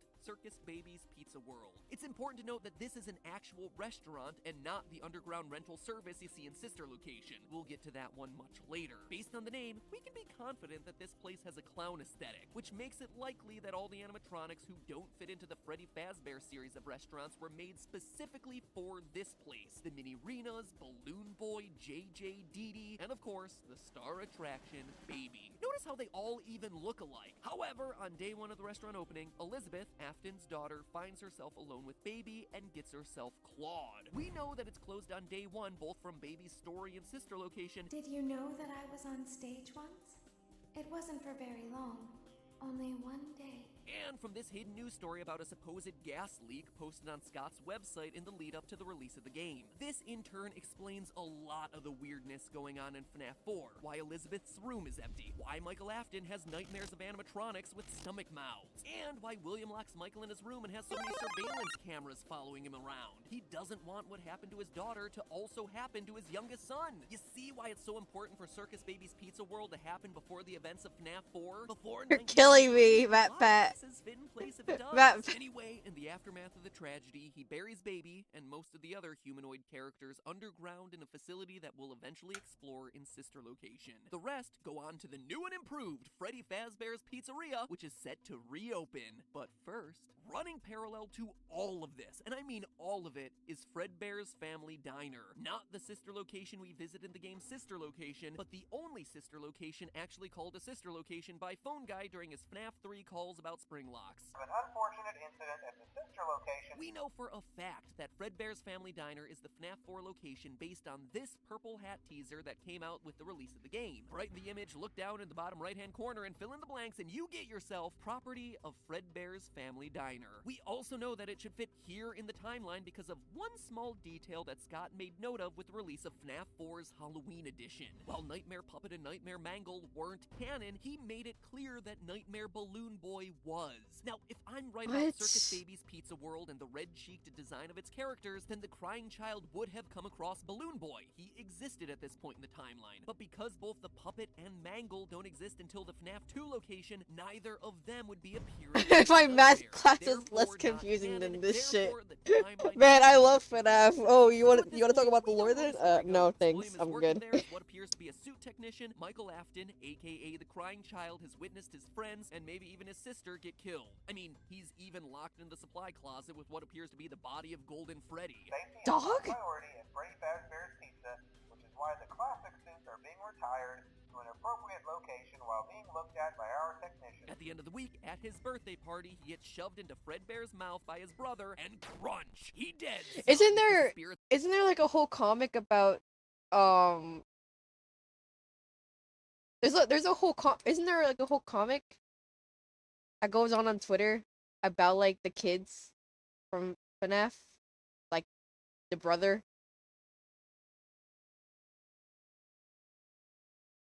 I swear there's a whole comic.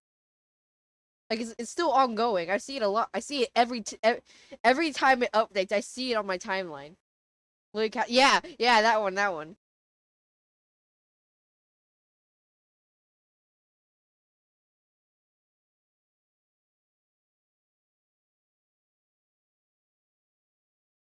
On Twitter, yeah.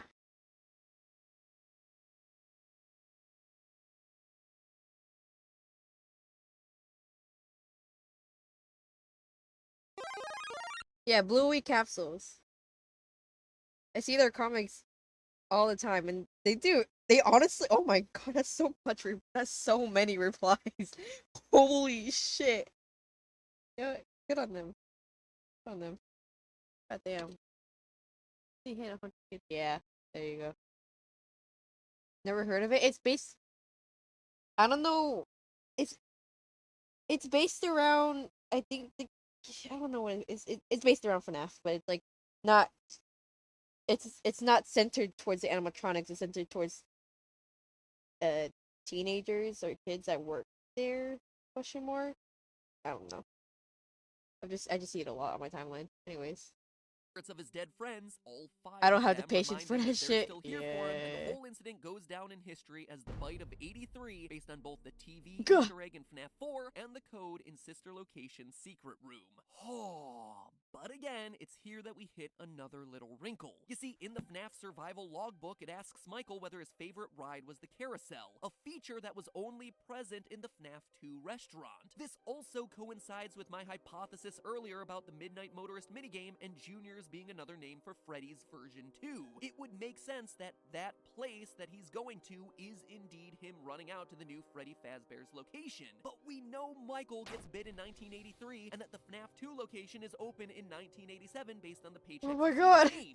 Slow Fortunately, there was an elegant down. solution this time. The FNAF 2 location is just open earlier than we thought. Remember, Fredbear's Family Diner being open doesn't preclude a new Freddy's location from also being open at the same time. The new and improved Freddy Fazbear's Pizzeria is just open earlier than we all thought, at least as early as 1983, and continuing Pat, you're through killing me. 1987 Oh, when a new series holy of murders shit. happens and the bite of 87 gets it closed down. This all allows Michael to visit that place again, have the carousel be his favorite, but still die in 1983. Oh Because my William doesn't god. want to lose another child, especially since he's in his own killing spree, he puts security cameras everywhere and uses the illusion sound discs first introduced in the Twisted Ones novel to scare Michael away from the restaurant. That's what he means by he'll be sorry when he gets back. William is intentionally locking him in his room, giving him nightmares, hence why Michael is so scared by the time we see him in FNAF 4. Additionally, Ultimate Custom Night proves that the nightmare animatronics are just that, nightmares, illusions. This time, there is more than an illusion to fear. I am given flesh to be your tormentor. Both these lines indicate that before Where did those just an come from? illusion, they had no flesh, but now in the latest game, they are real. So contrary to popular belief, these things were never real animatronics, just a glorified way for William to keep his son away from his murder locations. Except, obviously, it didn't work. Despite his best, well, maybe not his best, but definitely his most stalkerish efforts, Michael gets crunched and dies. A fact that becomes very problematic for the timeline considering that Michael Afton clearly survives till the end of the games. We see him in Sister Location. We watch him get scooped. We hear about him burning in FNAF 6. How is all of that possible if he's already dead? Surprisingly, there is a way to solve it, and I have the evidence to prove it, but sadly it'll have to wait until next time. This ended up being a 12-page script, which there's no... No, oh god. Good god.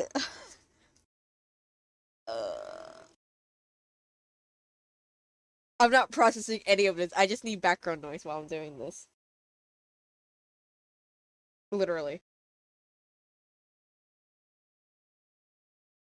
Can we watch something else? I don't know what there is to watch, that's the thing.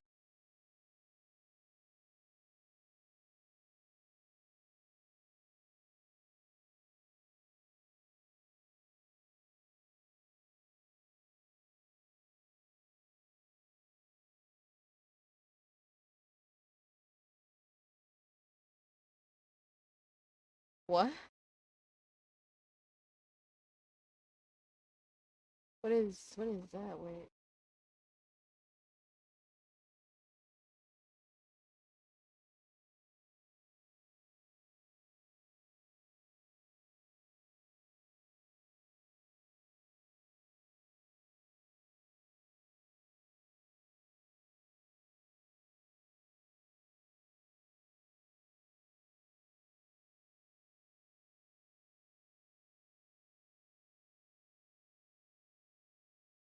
We can't watch Jaden animation while on stream, can we? On analog or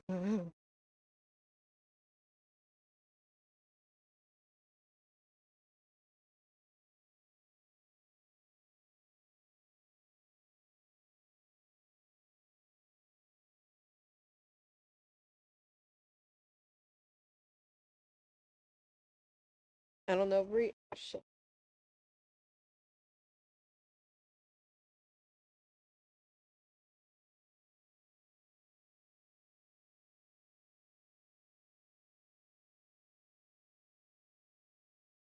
Give me the Pokemon Nuzlocke one?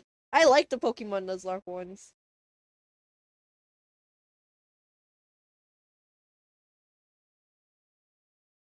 Don't really have a label on my sexuality, sorry.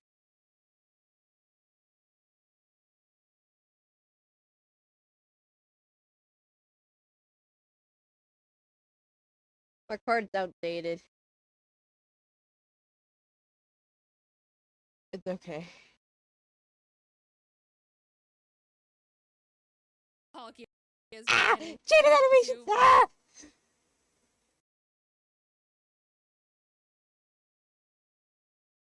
I think we could watch Jaden animations, right?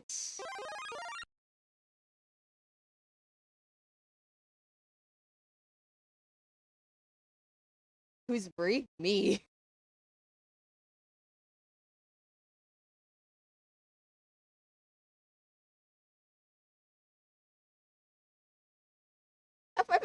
I think we could watch a Jaden animation video. I like Jaden animation videos.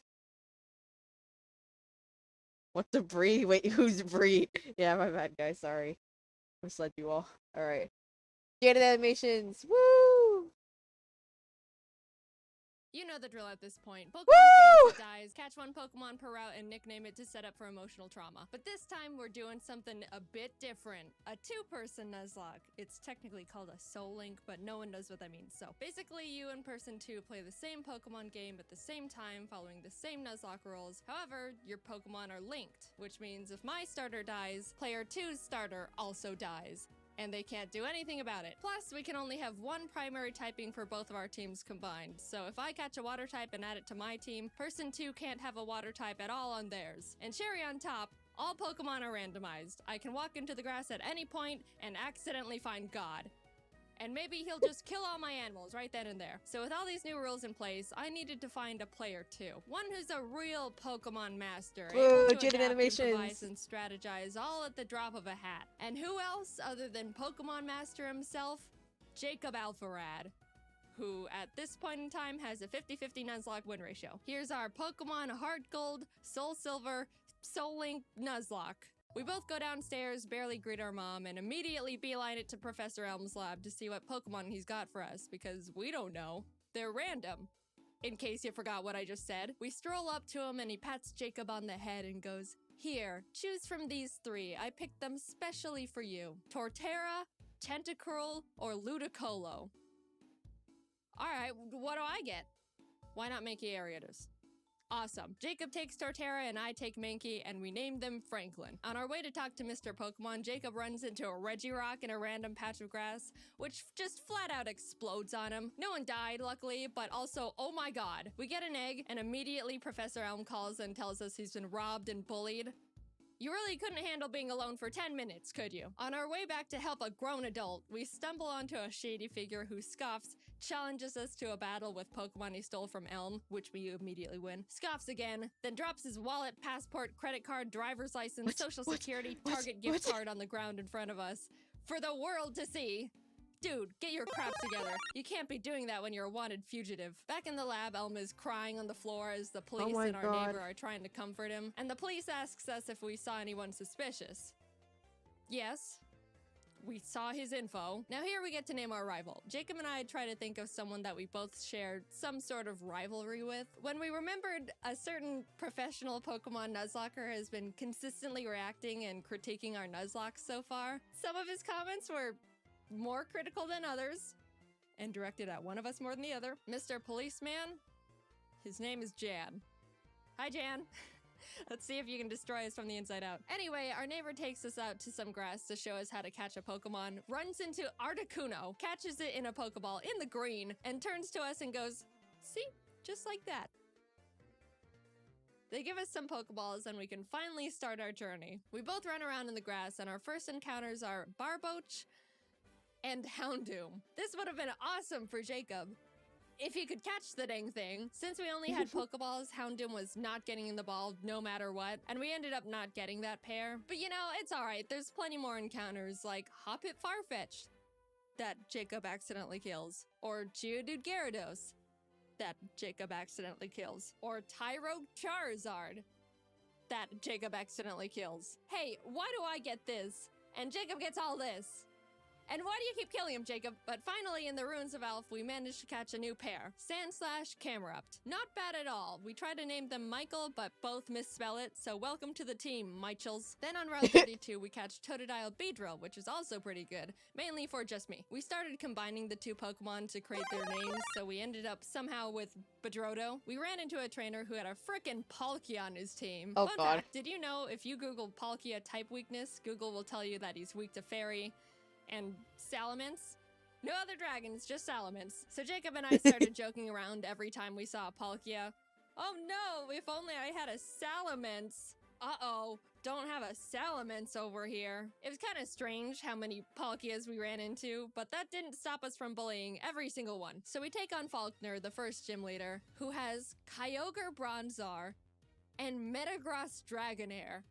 Oh my god. After a lot of difficulty, we both managed to beat him with no I barely know casualties. anything I don't know about how that Pokemon, happened, but I love hey, watching these everyone's all right. videos. Oh, he's gonna take himself. 'Cause I only know just enough to Oh my understand God. this. How about some encounters to lighten the mood? Oh, hello, Shuckle Suicune.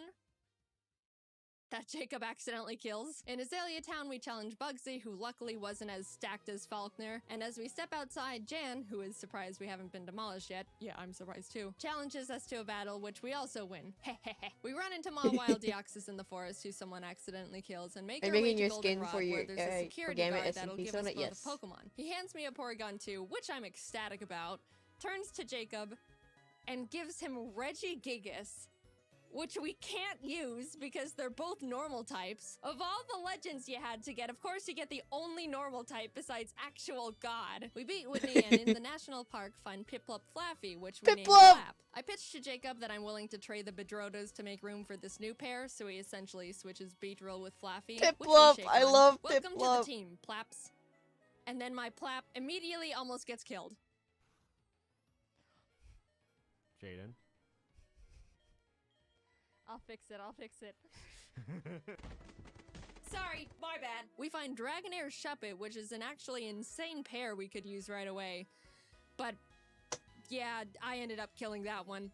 Look, I'm sorry, Jacob. It is harder than it looks to catch these things. We pour water on the strange trees on Route 36 that actually turn out to be Cradily Silcoon. We caught and named them Dillydoo and could have added them to the team as death fodder, but we ended up forgetting to.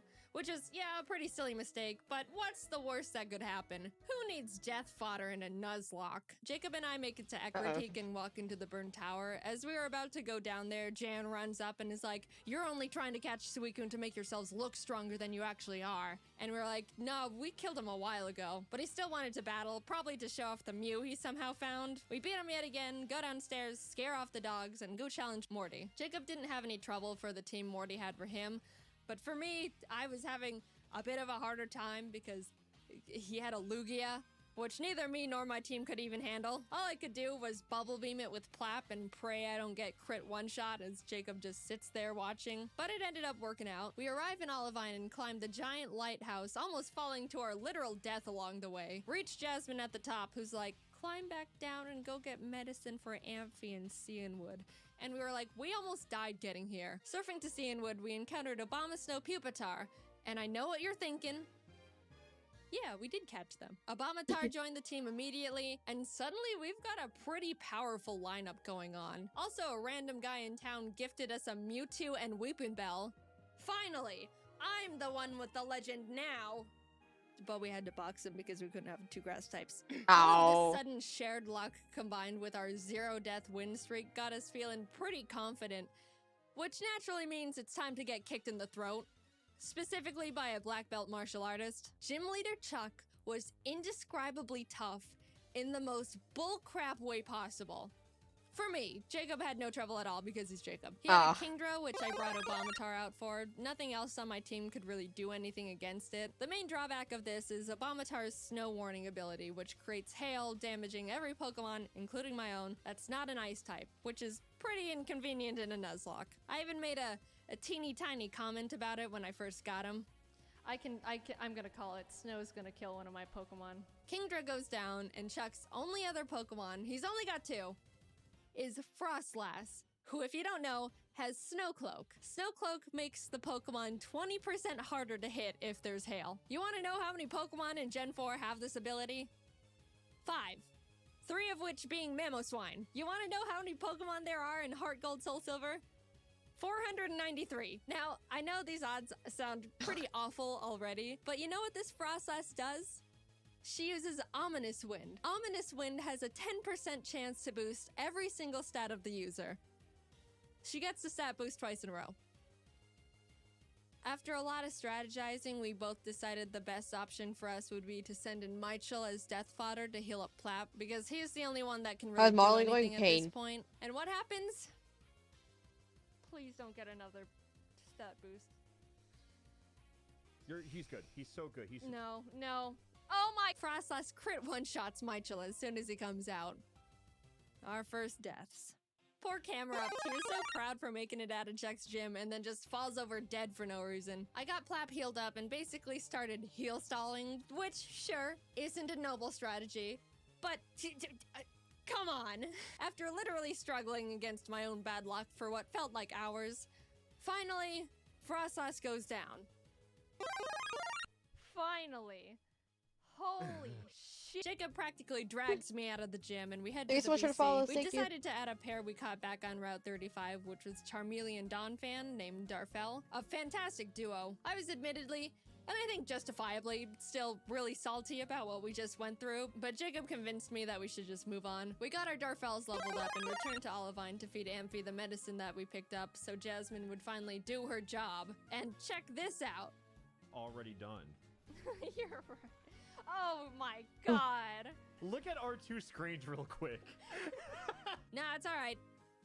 She also had a Geoxys. We headed to Mahogany Town, catching and adding Nidoran and Bibarel named Beryl to the team. And in the Lake of Rage, Jacob caught a Kyogre paired with my Swalot. We never used this pair, but I just wanted to mention it for reasons. We approached the glistening shadow of the lake beast, activate the encounter, and find a shiny Banerian Donphan. Not, you know, the best, but hey, free shiny Pokemon.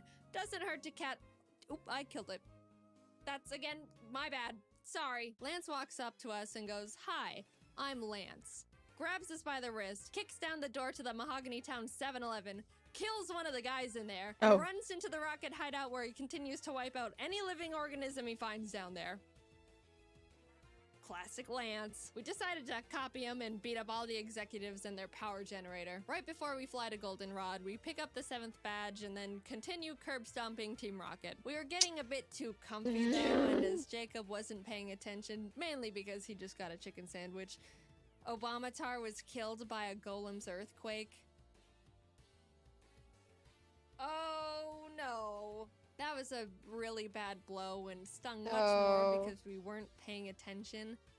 But we did have to move on, especially since we were literally in the middle of a gang fight. We shoved our way to Rocket Executive and Big Boss Archer and give him a bit of a throat chop so he would calm down and stop doing whatever it is he was doing. And everyone is saved. On our way to Blackthorn, we catch Frostlass Corphish, which put me into a vengeful trauma spiral.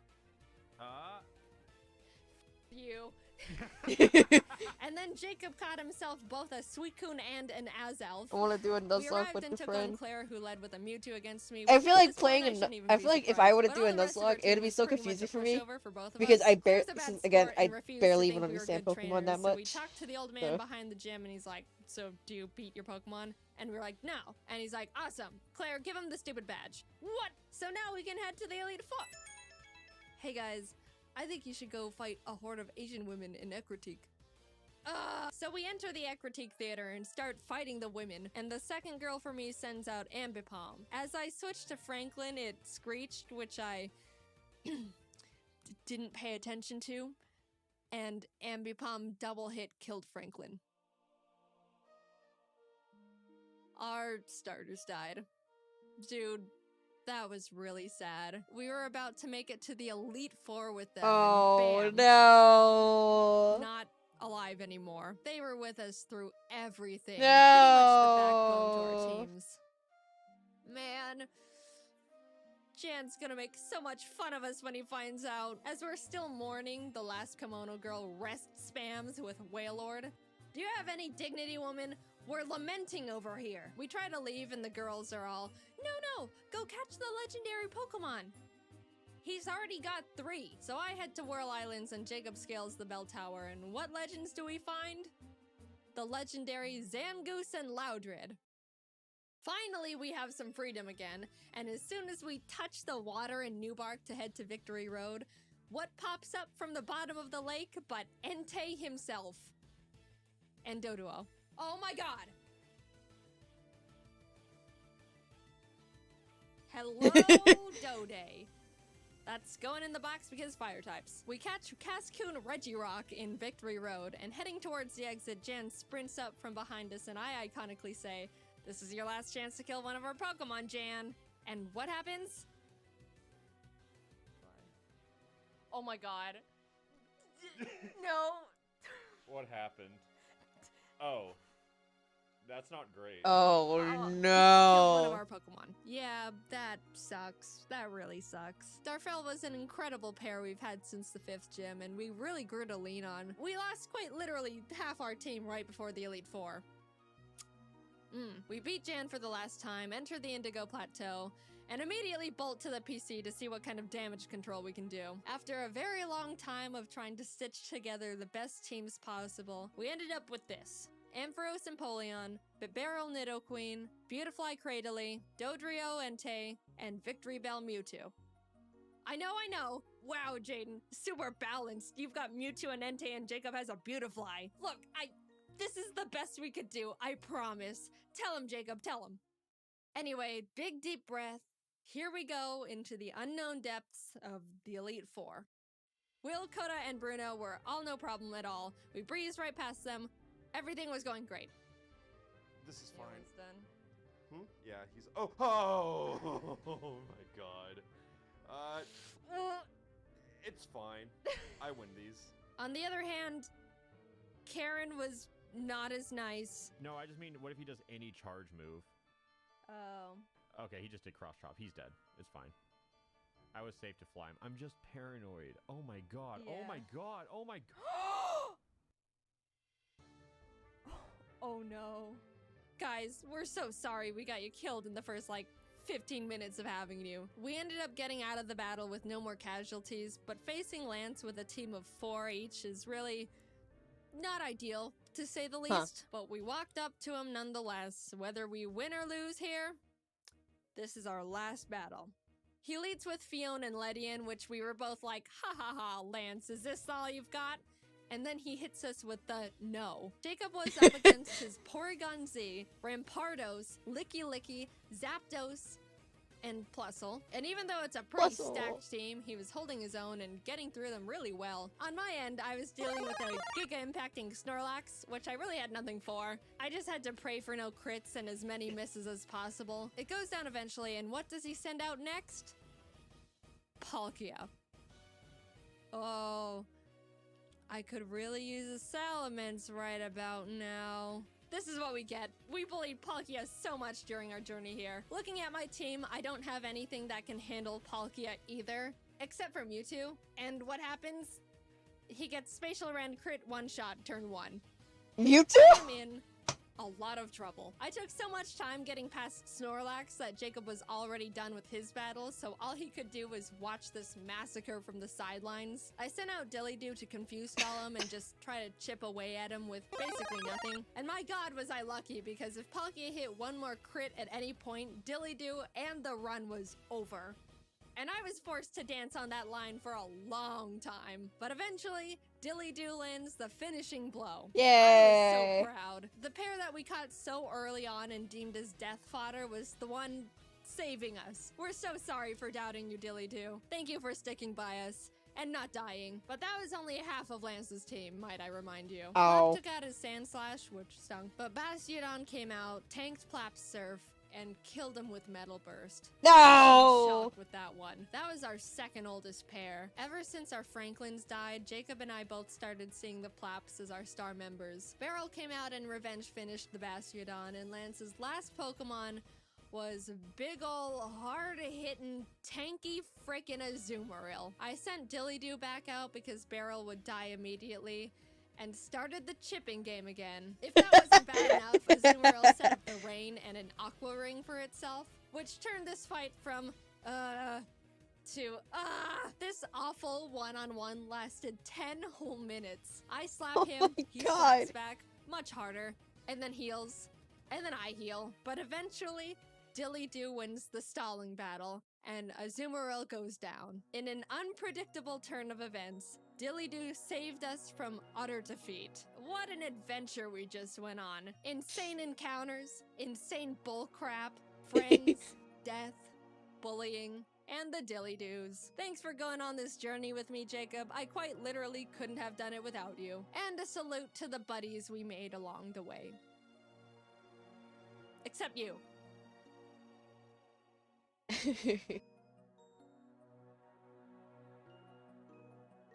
I love Jade animation videos. I do.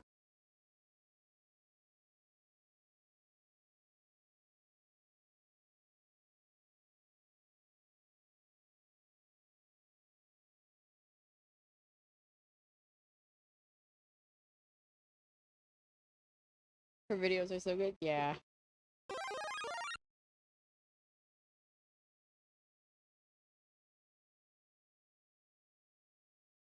Mm.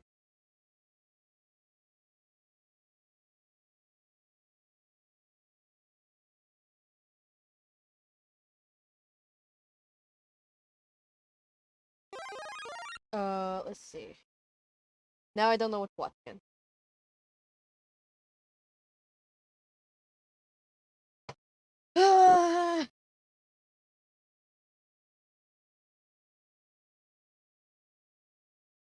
What next? I don't know. I finished my gamma design. I'm so proud of. I hate it. Oh. Well, okay.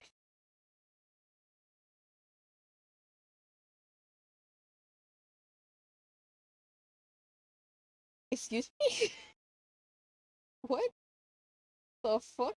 Okay. No. No. Hi. Hello. Welcome to the stream.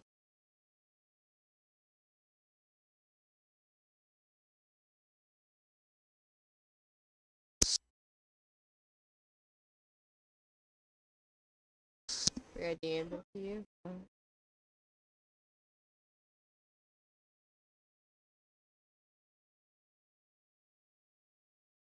Oh, Floor, it's good, Floor.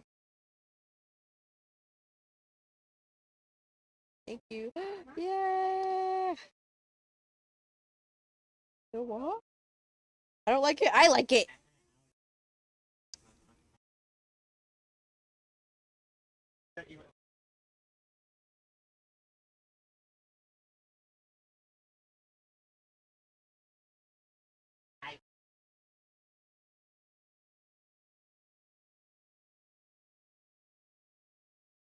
Mm.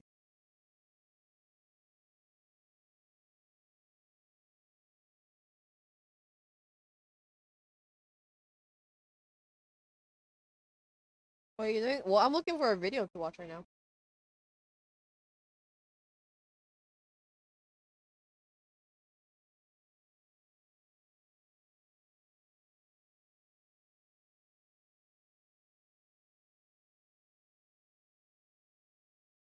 Floor, that's a good design, okay? It's a good design. And I'll fight you for that.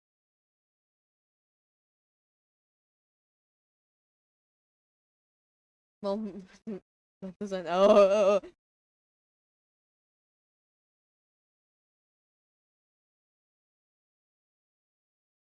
Oh my god, fuck off. No, we're not watching that.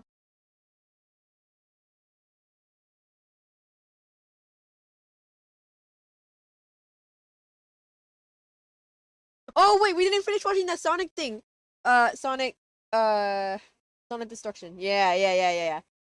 Yeah. We never finished watching that. I forgot.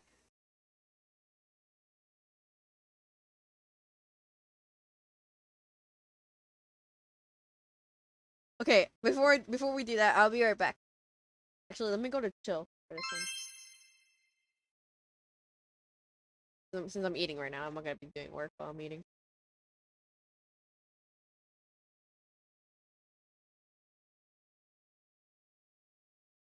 Thank you. Yeah.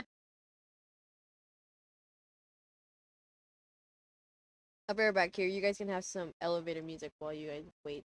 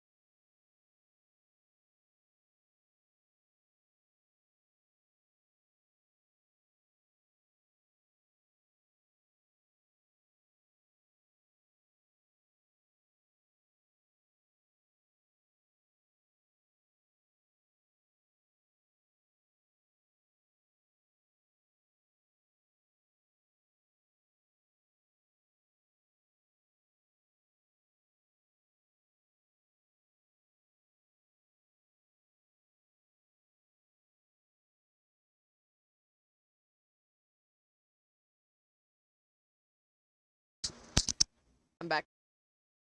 I'm back, everyone. I got a burger with potato salad, fries. Check Discord.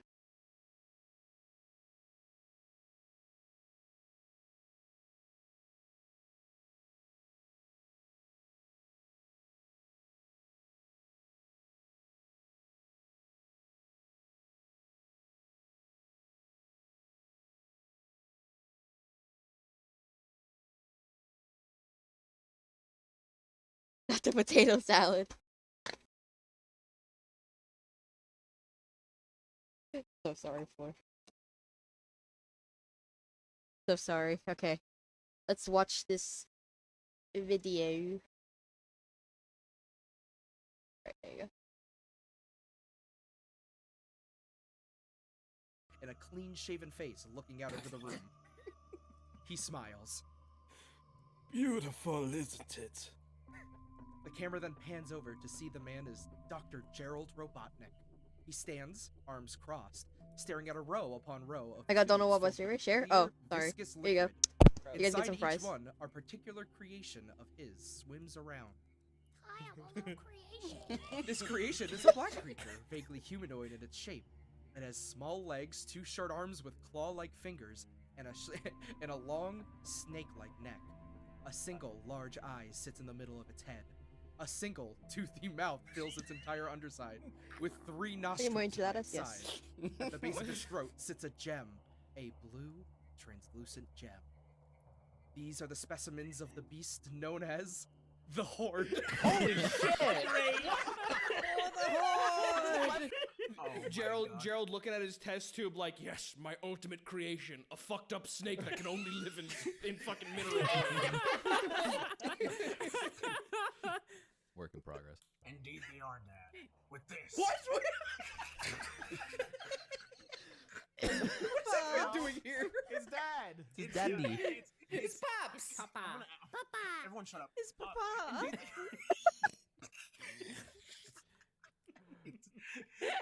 I want to let it be known that when we saw this this lineup, Devon immediately went, "I'm gonna be your dad." Yeah. I told you to call me daddy when we're at work, son. With this, Whoa. the military will have the last word in any war.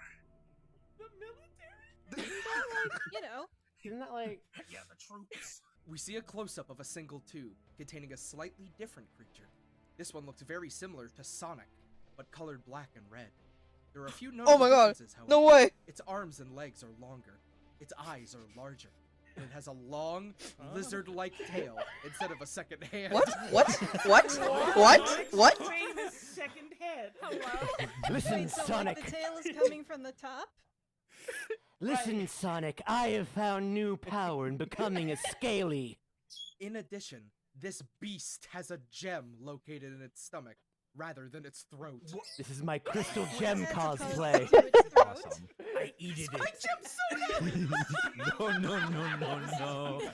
How is the ultimate life form faring?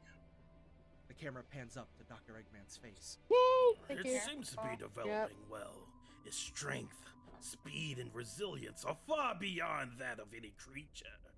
The camera pans back over to the tube.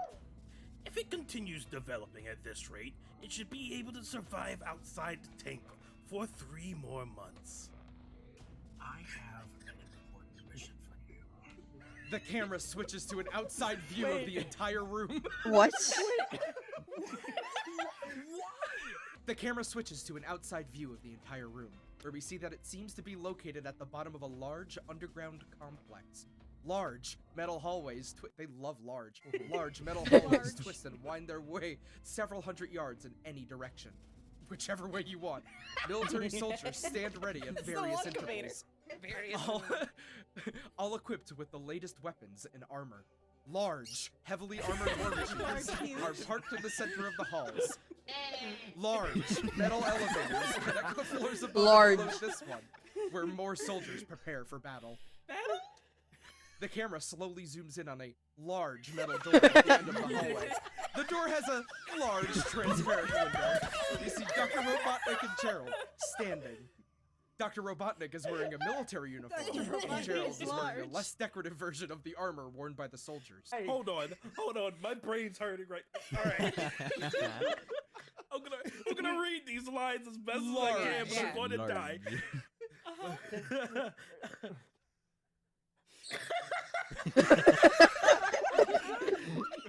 What? Dude. You can do it. You can do it. You can do it. You got it. You got it. Go ahead.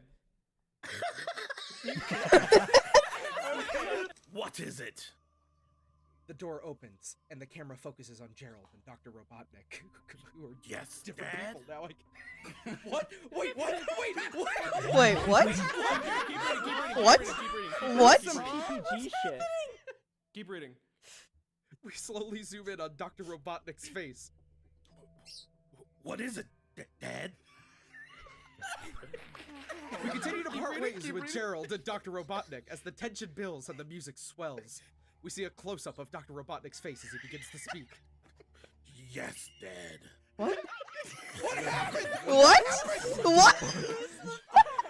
I think Who's Daddy?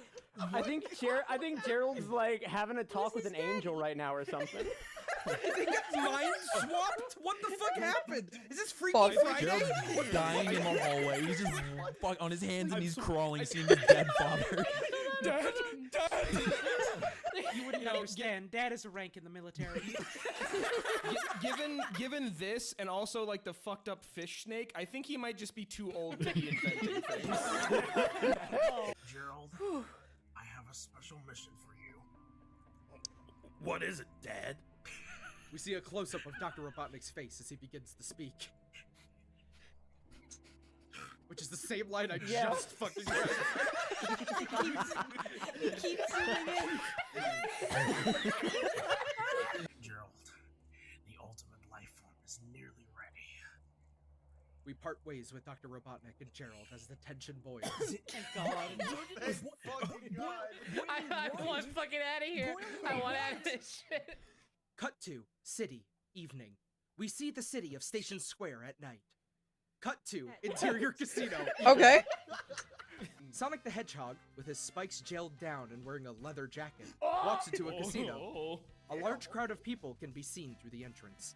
On his heels is Tails, with his two tails curled up in an unsuccessful attempt to make them look like a single tail. He wears a leather jacket as well. Sonic has tails? Stops walking. This isn't. Sonic has a tail? The robots will recognize us right away. No, they won't. I fixed their recognition scanners. Knuckles walks up to the pair of them, wearing a Knuckles! red jacket. What are you guys doing here? Weren't you supposed to be in the city with each other? With the others? He's not even in disguise. He's just wearing a jacket. Yeah. Yeah. We're just gonna go do that now. Sonic takes off his jacket and hands it to Tails. Here, wear this. 2 jackets. Tails begins putting on the jacket. Hey, guys. The trio turns around to see Rouge the Bat walk towards them. Hey. She's wearing a long, sparkly black dress that goes down to her ankles.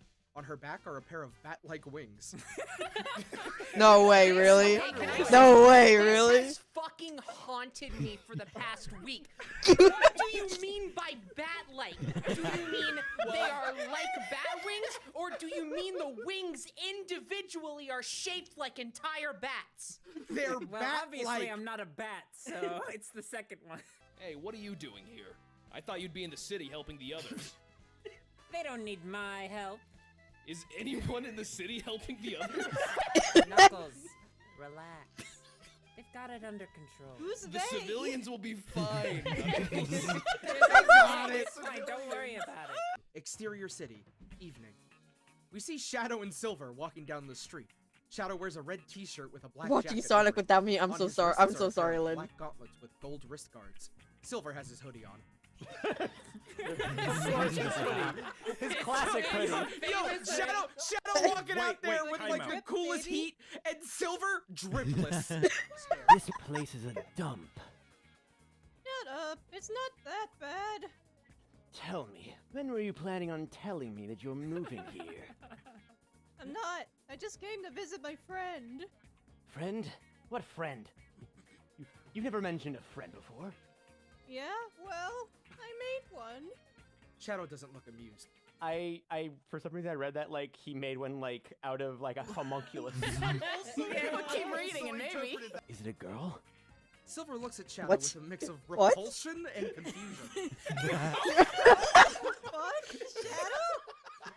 Is he jealous? No, it's a robot. Oh, so you made a friend. You did make a friend. So you made a friend. A robot. Seriously? I can't imagine being friends with a robot. Yeah, his name's QB. He's cool. I don't know why you're friends with me. God damn! Suddenly, a black and red hover car appears from around a corner with flashing blue and red lights on top. It stops in front of Shadow and Silver. A voice projects from Is the there speaker one in or the car. two? This is one. This is one. Shadow, you've committed the most heinous of crimes. You have stolen my doctor's research. Return it and watch or face the consequences. Shadow looks at Silver. Did you? Of course he did. The evidence is right there. Shadow, is it true? What? Do this? What? Where the fuck did you come from? Where the fuck? Silver turns to look at the speakers below the car. The screen says he did it. On the speakers below the car. Can't fight with facts on the screen, dude. Shadow? Don't look at me. I've never been here before in my life. That doesn't answer the question, Shadow. Don't play dumb, Shadow. It's embarrassing. Suddenly, the blue hedgehog puts his arm through the car window and fires a laser from his wrist. What? What? Whoa! Oh my god! Holy shit! Whoa! Sonic speeds forward and smashes Shadow and Silver away Where from the the car. fuck did he As he does this, the doctor fires missiles from the bottom of his car, creating a smoke screen. The car speeds away. Sonic, Shadow, and Silver get up from the ground. Sonic dashes forwards, jumping into the air with a spin attack. As he lands, the car bursts into flames and spins out of control. What? It crashes into a nearby tree. What? The three run forward to where the car landed. However, when they get there, it appears empty. Shadow sniffles, but then stops. It's pollen season. I have allergies. Forgot to take my Claritin today. Sonic looks around. It's no use. He could be anywhere.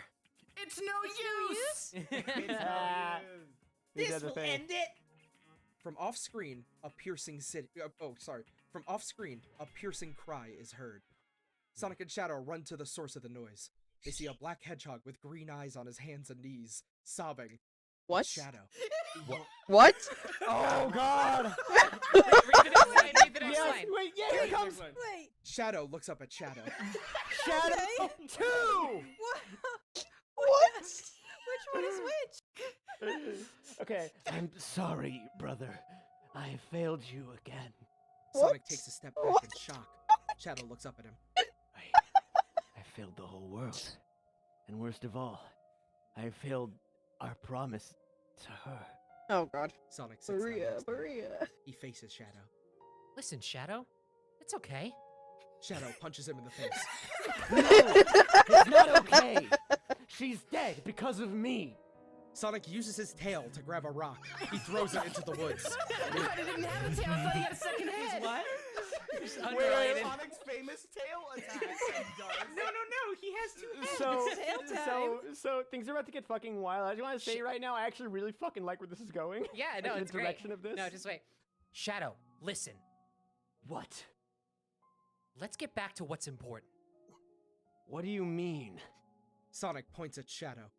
Sonic points to the woods. Sonic points to himself. What? What? From beyond the woods, Amy is heard crying out loud. Oh, Sonic! Please! Sonic What? runs past Shadow. He looks back at him. Sonic runs into the woods. What? Okay. Okay. We gotta get back to what's important. No, back to me. No, back to the woods. No, back to me. Now back to the woods. No, I think it was just saying. Was he saying like, listen, Shadow? There's privacy in the woods for you and me. Interior woods, night. Shadow looks at his hands in awe. Shadow looks around, but sees nothing. He instead puts his hands in his pockets and begins walking away.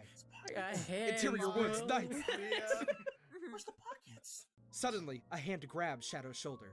He turns around to see Princess Elise. What? Except it isn't her. What? Her eyes are red, and she looks deranged. What? What is happening? Do you like it? Shadow is shocked and did nothing but nod. I'm Scary, trying. scary, scary. There's a lot of things this could imply. No, it's okay. She's just high. Nobody else understands my fashion sense. Shadow takes a step back. This is the. Why is my PNGT recording? Nuts. Shadow Right? can't find any words to say. He looks at her with a mix of confusion and intrigue. We're gonna do something. This is the same Elise from the Just you. the other You'll see band soon. of, right? The First, we need the brown-haired princess girl. We've got to get you a disguise for a few reasons. I don't understand, girl. Shadow looks at her. No, we're robbing a bank. Make we over suck my with her crush fucking from demon Plum High. Elise just like, yeah, we're gonna do something. Sonic runs up to Amy, who is yelling and frantically running around the woods. Where were you? You just left without me. What? You can't leave me behind like that, Sonic. What are you talking about? I woke up and you were gone. I looked all over the city for you. I've been here the whole time. No, you haven't. I would have seen you. You do realize we can run faster than sound, right? Sonic smirks. Tails walks up to the two of them. Fucking gaslighting asshole. Is the human princess person from the first fandom? Yeah, that's so. I just love that they spent literally. the entirety of Sonic Adventure 1 not finding each other. I just love how they put like an actual like sitcom laugh break moment there. Like, What's going on? facing away from Tails. Sonic's a liar. He says he wasn't gone in the night, but he was. Sonic covers his face in his hands. I can't handle this right now. What the fuck? Tails pushes Amy. Jesus! Stop messing with him. Let's all sit down and listen to his story. They all sit down on logs around a campfire. What the fuck? Sonic sighs and begins telling his story. Last night, I saved the city from Dr. Eggman and his minions. I'm gonna guess that's the same doctor that made that fake Where'd princess. you come from? Hi, Knuckles. Where were you? Where did Knuckles come from? Where'd you come from? You know what? Unlike you, Sonic, I have been with Amy all night.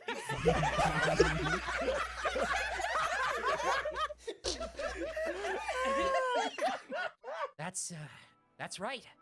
I defeated him with Shadow's help. But in doing so, I caused a lot of collateral damage. So, you saved the city, but you broke it. Pretty much. I came back to the hotel to get some sleep. Next thing I know, Princess Elise is screaming at me for breaking my promise not to leave the hotel room. Wait, she woke you up in the middle of the night to yell at you? Pretty much. She's not a morning person. God. Laugh track. Women, right? But Quick question, Petty. I know this is an AI dungeon thing, and I know that sometimes you put in stuff, but did you write that line, or was that AI dungeon? No, that was AI Dungeon. God bless you, AI dungeon. That's... So what are you gonna do now? Sonic glares at Knuckles. Knuckles raises his hands in defense. I'm gonna go back to bed. Yo, Knuckles is like, yo, square up. Yo. Try some shit. You'll catch these hands. Block this overhead. Interior hotel. Night. Sonic enters his hotel room and sees Shadow standing in the middle of the room. Oh, hey Shadow. Didn't expect to see you here. I need to talk to you about something really important. Okay. It's about the princess. Okay. All right. Well, take a seat. Shadow sits down on the bed. Sonic, why don't you sit over there? Shadow points at the bathtub. What? What? You fucking smelly. Shadow, look at me. Tell me what is wrong with this image. Sonic walks over to the bathtub and sits down. I'm going to tell you something about the princess that you might not know. Okay. She's evil. What? I'm telling you, she's evil. You know how we always talk about things and analyze them to find the truth about them? No. Oh, no? Yeah, you know what I mean. No. What are you even talking about? We dig deeper than what's on the surface. You lost me. I'm saying the princess is controlling you. She's making you do things against your own will. That's ridiculous. It is? When was the last time you got a haircut? I'm a hedgehog. That's just how we look. Do you have a favorite food? Yes, chili dogs. Have you ever had one? Shadow, get the fuck out of my room.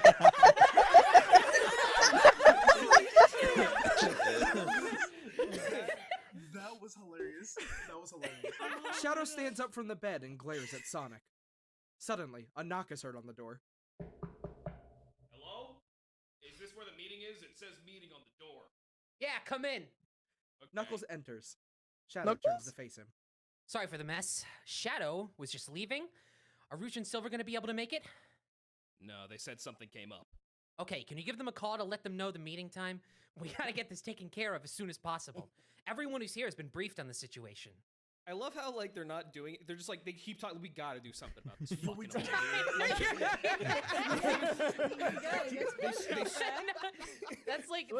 that's a big problem with AI Dungeon. AI Dungeon, like, speaks in so many, like, eventuallys. Like, they're very rarely does something actually happens in my experience. It's okay, Actually, I wanted to speak to you about that. Knuckles takes a piece of paper out of his pocket and hands it to Sonic. This is a list of people who can help us. Some of them might be a little unusual, but they all have the skill to help us. Sonic looks at the names on the list. Oh, God. Espio the Chameleon. Big the Cat. Captain William Buccaneer. No, that's a character. That's a character. Dude. Chip. Sergeant O. Ivor the engine. That's my OC. Professor Uma Mobius Fargod. No, that's Moebius. That's from the comics. Lucas, the flaming centipede.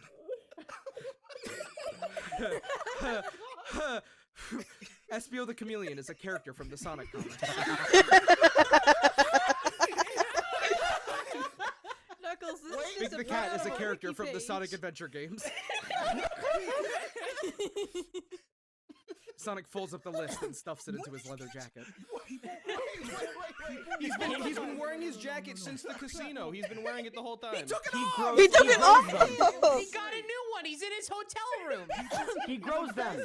He's in his hotel room. You don't think he has multiple jackets he can pull from? He just fucking got another one. The best part is that Knuckles wrote all of these down on his list, including the words Espio the Chameleon is a character from the Sonic comics. He put that in Is parentheses. a character from the Sonic I didn't want you to It's get for lost. I context. wanted you to make sure. I wanted to make sure Yeah, you you knew wanted who to make everybody sure. was. Oh my god. Thanks, Nux. Now, what's the situation looking like with the robots outside? Is the city safe? Yeah, the military has everything under control. Okay, let's get going, boys and girls. It's time to save the world. Oh my god. Why did you say that? No one else is in the room. Knuckles is just in case. All right, No, kids. Sonic has Tourette's. That's a tick. The tick is the whole sentence? Yeah. Good. Let's get going, boys and girls. His Come on, famous boys and catchphrase. girls. Let's go and save Undertale too. Interior, Eggman control room, night. Interior, crocodile, alligator. I drive a play Chevrolet movie movie theater. Eggman is sitting in his control room, looking at a screen showing various areas of the city. Robots are Various patrolling areas. the streets. Queens. Various Robots are patrolling the streets. Who's Robot 1? I Is can that see That's, me? that's you. You can take that. What is our next order, sir? Continue patrolling. How's it going, Eggman? How the fuck did you Sonic pops in. You left the door open. Bugs Bunny sitting on the fucking He does wall with a fucking like carrot. Minecraft / TP to Eggman.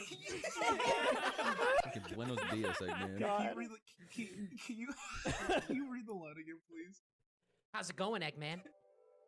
Not great. You made a lot of trouble for me. That's because you're a madman bent on ruling the world. I'm a scientist. A scientist with a vision. Yeah, you're a madman with a vision. Why are you Not your here, best quip. Sonic? Not your best quip, Sonic. Why I thought Vision belonged to Marvel. why are you here, Sonic? Do you intend to stop me from conquering the world?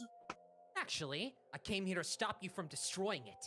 That's not. You can conquer it all you like. Yeah, I don't give a shit. Just don't break anything.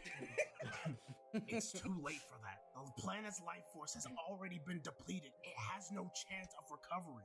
I have the planet's survival in my hands. It's gone. Maybe I should destroy it. What? So, What is happening? So you're here to stop me from taking over the world, and you're threatening to destroy the planet. You see how unreasonable you're being? What? I love how Sonic's #1 rhetorical strategy is to not understand what the fuck is going on No, and his accuse strategy the is to other fucking person of gaslight everyone. Gaslighting everyone. You see how unreasonable you're being? God. I see someone who's lost his way. Look at you. You got me in your clutches, but you're not gonna finish me off. You're not gonna take over the world. Why? Because of Lost. That's why. No, you haven't. You just don't realize it yet. What the fuck is What is happening? going What is going on? The heel turn. Oh, but I have. You see, you've won your little battle, whatever, but you've stopped my plans of world domination. True. That's not why I'm here. I came to offer you a chance at real victory. Oh my god. Holy fuck. This is the backhandedness. This was the plan all along from the beginning. Really? It seems to me that you're the one who's lost. You've lost your way, Sonic. I'm here, aren't I? I'm trying to help you. Help me? That's a good one. But you're right. Maybe I'm not here to help you. Maybe I'm here to help the humans, or even the planet itself.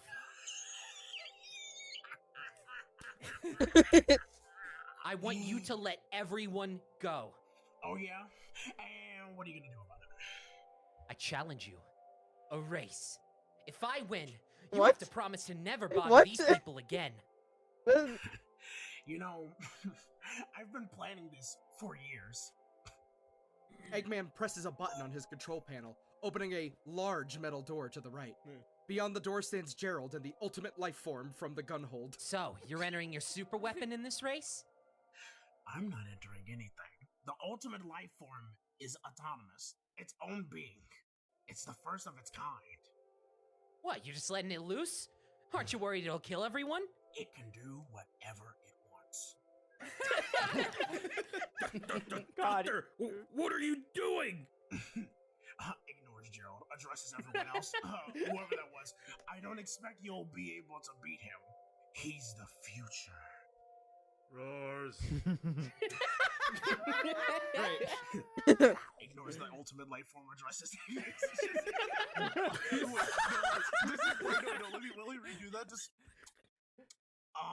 Anyway, to his former glory. A new era, a new beginning. But a race first, yeah? One last race. Me and the ultimate life form. If I win, you agree to never bother these people again. If the ultimate life form wins, well, I guess you can do whatever you want. Sonic turns from the screen and looks at the ultimate life form. You ready? The ultimate life form lets out a loud, guttural roar, turning to the exit. So everyone, remember, we're doing this so you don't have to put up with this madman anymore. Silently, the ultimate life form marches forward towards the door. Am I still the madman in the situation? I don't know. So honestly, like, Madman is just a separate character. Roar. honestly, like, Sonic at this point is like putting out massive fucking Nagito vibes. Yeah. What are you doing? You scared? The ultimate life form turns to Sonic, Roar. roaring. It seems Roar. angry. Very angry. That's it. Come get me, you stupid hunk of junk. The ultimate life form advances towards Sonic. It's not very fast, but Aubrey, its hello, angry what can I say? presence is certainly commanding. Sonic speeds off to the I'll left. give it that. And bye. Race begins, I guess. Exterior, city, night. The entire city is in flames. Oh no. Buildings are crumbling, fires are burning, and the streets are littered with bodies. Oh my god. Why? Why? Well, we're about to We find did out. it, Sonic. We saved the city. The city's people try to escape, but there's nowhere to run. Shadow, Silver, Rogue, and Amy are standing looking at the Do chaos. something. The streets are filled with escapees running from the carnage. Why is this happening? It's the end. The world's gonna end. We need to get off the planet. What are you talking about? We need to find out what's happening. Ignores Silver and Rouge, turns to Knuckles. We need to find the other. The carrot is dancing. Knuckles omnipresent. I've always been here. Also, Amy's just here and is just being like Yeah. double ignored, I guess. Doesn't Knuckles just pop up out of nowhere, like in the series, like in canon? Like Pops out of a manhole, Sometimes it like comes out of Knuckles manholes. everywhere Yeah. system. Yeah. Mhm. They're like at the top of a building and Knuckles just burrows out from the top. Comes out of a trash can. They're dead. You didn't see what I What? saw. Everyone's dead. All of them. What the fuck? What is going on? The screen goes black. This is how it always happens. Why does everyone give up so easily? We're never going to survive if we just accept death. The screen fades back into the city streets. Shadows run across the street. Shadows run across the street. Screams and roars fill the air. A rotten fish-like smell wafts through the air. Holy shit! It's no use. There it is. Yay! Silver! Yay! Wait, Yay! was that one AI dungeon? That was AI Dungeon. Yeah. I literally When I saw it generate that, I like actually screamed in real life. I was like, A large beast is in the center of the city. It looks like something straight out of hell. The beast is covered in burnt orange scales. On its shoulders stand Princess Elise. She raises her hand, and the beast lets out a mighty roar. She is evil. Roar. Wait, is this Revelation? No, this is Sonic the Hedgehog. yeah, Sonic Destruction, episode 1. Come on. Yeah. This is episode 1. I think this is literally Revelation. Why are you putting us through this? Kill him! Kill them all! God damn. Damn, first intent at murder and now misgendering Rouge. Rude as fuck. The dragon lets out a roar and advances. towards the I helpless love the citizens. roars. I love the roars. To Silver and Rouge. Go! Find something to help us fight this monster. Rouge Yeah, nods okay. and sprints off into one of the charred streets of the city. Silver hesitates, looking back at the monstrosity. He closes his eyes and takes a deep breath. Hey, a new record! PPL. Roar. I'm staying with you guys. If we're all going to die, I'm gonna die fighting by your side. I've turned into Morty. Silver stands next to Shadow. Stay close then. That was a month. Okay. Steroids! Steroids! Just whatever He's deranged. I love Crazy now. He's insane. I love it. She truly is deranged. This is the madman. We found him. This is going from deranged to unhinged. Yeah. Fucking Elise. Madman help us save us. Elise post bong rip. What if Spider-Man was steroids? Spider-Man was just really gassed up. Turns out she jacked up the ohms way too high. You'll be fine. Like, come on. Elise makes a fist, and then the dragon bursts forward. It flies straight into Shadow, sending him to the ground. Ugh. Gets up, spits out blood. Damn it. Yeah? It's payback time for what you did to me, Shadow. The dragon flies toward Shadow for a second attack. Shadow dodges out of the way. What are you talking about, Elise? I would never hurt you. Liar! I saw what you did! You burned my city to the ground! No, your mind is just playing tricks on you. I've never even been to. You invaded my city and slaughtered my people! Oh my god, she's so high. I've never even been to Uvujavar. Cut to interior City Hall. The mayor of the city, Jason King, a balding fat man in a cheap suit, sits in his chair. In front of him are 5 masked figures. Huh? 2 of them are Knuckles and Tails. One is a man who is obviously Eggman. And the other 2, well, that's for you. That's for me to know and you to find out. He's just wearing like fucking Groucho Marx glasses. I like how you say one man is obviously Eggman, like you just didn't identify one is Knuckles. I identified 2 animals. Yeah. I don't understand. How'd you guys do it? That's not important, Mayor King. What is important is that we did it. We saved. Oh, can I read it again? Can I read it again? Yeah. The city is on flames. totally not saved. Yeah. There's charred We did it. We bodies on saved the the street. city. There's charred bodies on the street. They just put up a poster over his window to make it look fun. The greatest tragedy that fucking Station Square has ever seen, an active battle going on outside. We did it. I think this is just an allegory for how Texas is about COVID. Okay, let me try to get it. Get him. Alright, go ahead. That's not important, Mayor King. What is important is that we did it. We saved our city. I don't understand. We had a problem.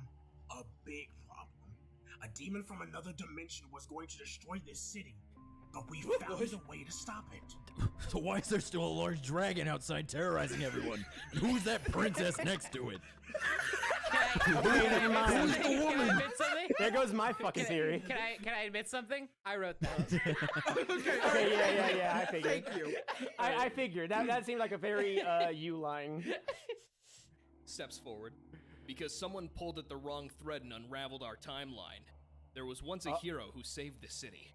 But now, he's gone. Furious. You made a mess of things, little one. Sarcastic. Thank you, Captain Obvious. Dude, it's Sergeant O! Codename. Sergeant O! He was here this whole time. That's so cool. Ignores Tails to Eggman. This is all your fault. You were supposed to save the city, not destroy it. Don't you think I know that? You fuck.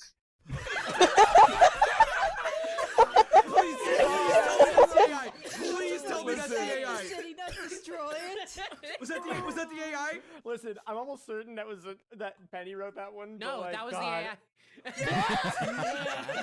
Holy shit! That's awesome! That definitely feels like an AI Dungeon sentence. The mayor's eyes dart from each of the masked figures to the next.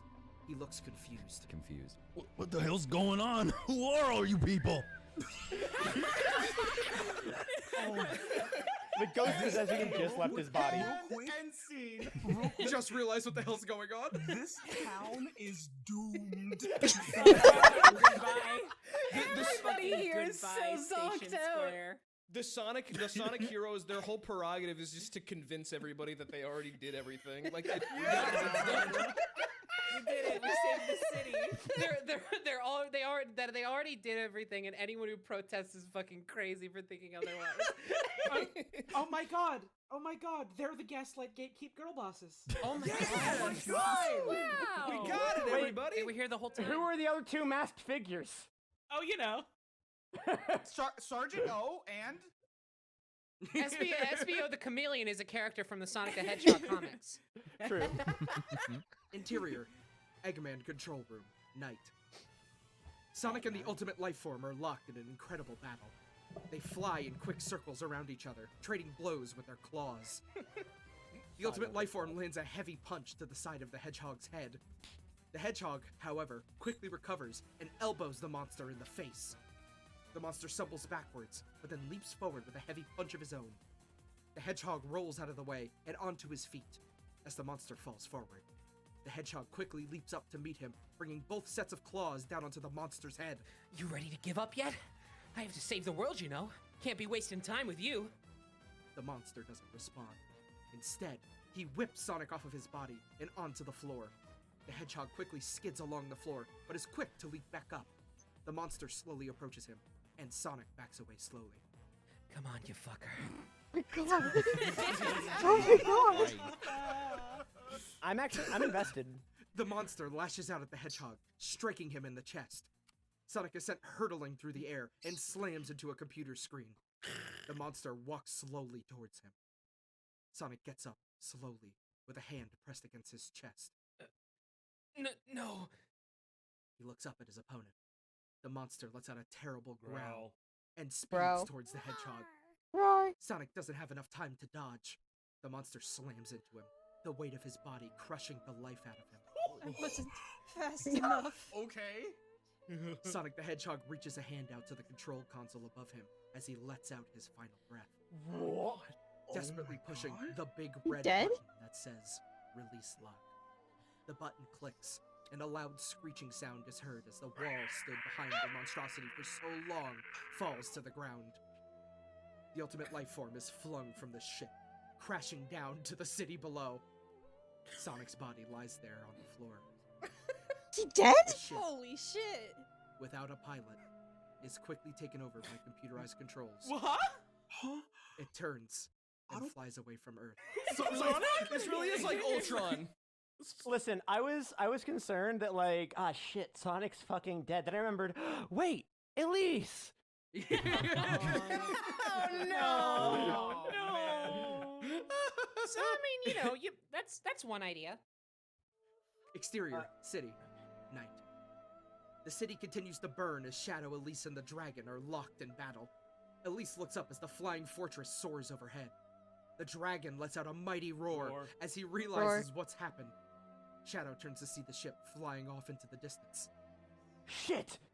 Shit! Sonic's line! Sonic's one he says shit. Fuck!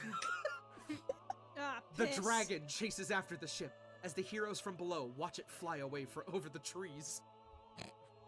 Suddenly, the dragon is intercepted by the ultimate life form's body, crashing into the ground. Holy hell. The fucking precision. The dragon has been completely smashed in the head. The fucking precision! Wait, keep going, wait, keep going. That just means he's high. Shadow runs over to it and puts 2 bullets straight through its head. It wasn't already dead. Let's fucking go! The building rumbles slightly. Shadow turns to Elise, who lays on the ground in shock at what has happened to her beloved dragon.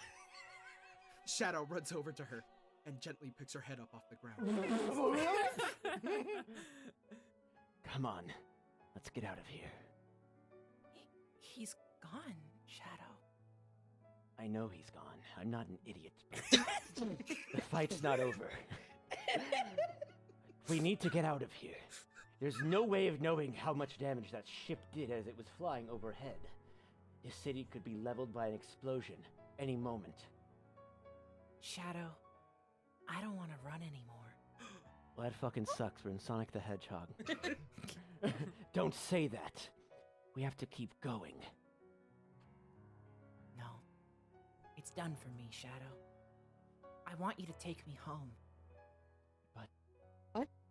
This city was our home. No. It was never my home. And I don't think it was ever yours either. It was a place we passed the time. But the Earth is our home. What? It's where we belong. What? It's where we should be laid to rest when we die. What? Have they been on another planet the whole time? Where are we? The plot twist of the fucking century. We're on the faraway planet known as Station Square. Yeah. No, wait. We're on Mobius. Are we on planet Nick? Where are we at? We're on Mobius, guys. Look, it's the Sonic 2 Worlds thing. It's warping time, guys. I do. Oh, wait, do you really believe that? I do. Please. Take me home. Take me home to Earth. Shadow nods. He picks her up, cradling her in his arms. What the fuck is going on? Let's go home. He walks. I am all I am. What the fuck is happening? Go ahead and try to see through me. Do it if you can. Interior, City Hall. Night, we're back here, dude. Jason witnesses the aftermath of the city's destruction on his computer screens. He turns back to guy with multiple monitors. I'm looking on my multiple monitors. He turns back to the masked figures in front of him and sighs. As much as it would be in the government's best interest to keep this organization alive, I'm sorry. We can't afford to keep supporting this group when so much is at stake. You can't be serious. Is he talking to Sonic and his team? I'm afraid I am. We tried to save it, we failed, and now we gotta clean up this mess. This is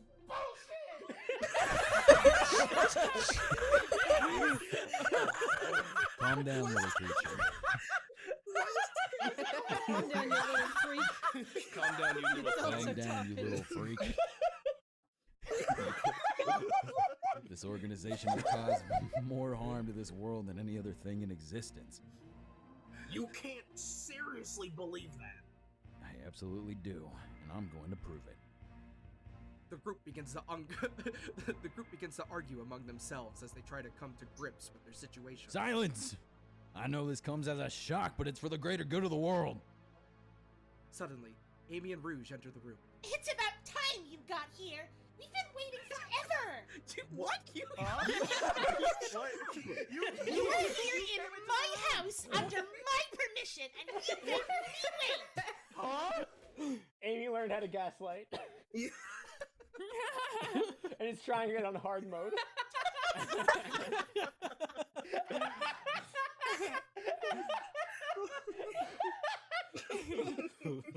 Oh my god. The group turns towards the newcomers. What all of is them sharing going confused on? glances. All right, what's going on? You tell us. You sent us a message saying we were all needed here. I most certainly did not send any such message. Well, someone did. This is ridiculous. If no one sent a message, how did all of us end up here? All of a sudden, in walks Samuel L. Jackson as Nick Fury. I don't know. I'm as confused by all this as you are. The characters become self-aware. Holy shit. Wait. We're in grave danger. No! Say the line. Say the line. Say the line, Red. Say the line, Red. Everybody shut up. Red, you have to sell this. Oh my god, there's so much pressure. You got this. You got it. Fucking hell. You got it. I believe in you, Red. We're in grave danger. The killer is among us. That's Among Us. Why would any of us kill the group? We're all such famous cousins.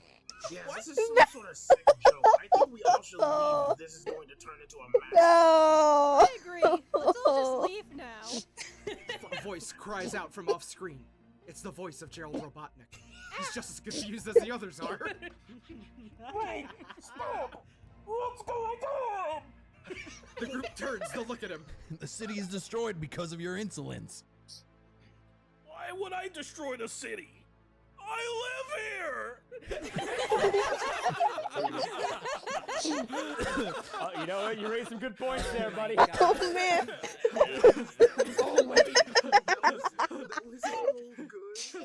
Wait, this next line's loaded. That's not the only thing. This book, this so-called Book of Prophecy from 7,000 years ago, says that the world will soon come to an end, and you're the one who will bring about its destruction. What? I am? Was that no six Wait. We have to. I'm so fucking excited. We almost did it. There goes my good day. Yes, the government has known about you for quite some time now. We've been trying to stop you for years. Well, I have some bad news for you. Your plan has failed. Sonic the Hedgehog is dead. The group once again begins arguing with one another. Sonic Jason can't tells be everyone to dead. shut up. Shut up! I don't think that's entirely true. I'm fairly certain that hedgehog over there is him. Everyone looks at the mysterious figure standing in the corner. Sonic? Is that you? The figure doesn't answer. Instead, he slowly and silently steps from the shadows. This mysterious man is revealed to be none other than Sonic. No longer a hedgehog, but a human being. Huh? What? Wait, we didn't finish. Oh my Everyone god. is shocked. That's him. It's him. The prophecy has been fulfilled. Who the fuck is the cowboy man? Christ. Oh my god. God damn. What? So that's What a fucking roller coaster. So that's Sonic Destruction episode 1. No! That can't be. No! That's it? You're kidding me. Oh my god.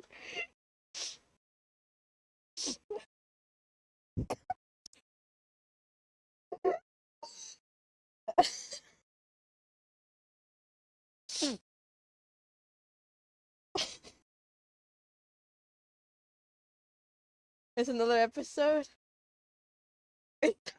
Episode 2. There is episode 2, but also, I've been streaming for like 3 hours. Do I really want to stream for any longer? But I gotta finish this too.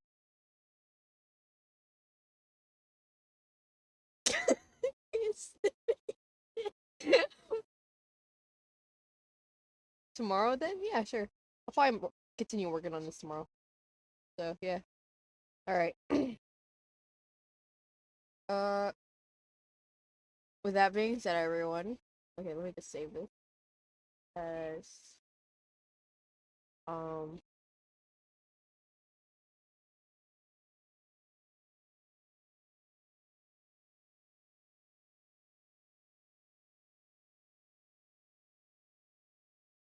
okay. Alright. So this is what we got so far. It took us 3 hours and I did not even finish it. So yeah, it might take a bit. But yeah. Let's see. Did we read anyone? God, that was so fucking funny. Holy shit. Holy shit.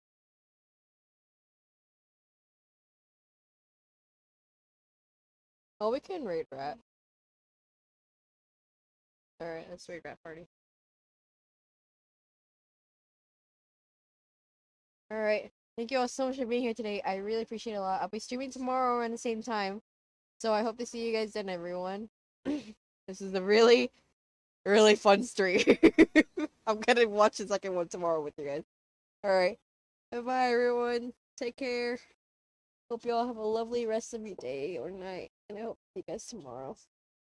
Bye! Oh god. I just realized the amount of stuff I gotta do after this one. Oh god. Okay. Bye, everyone.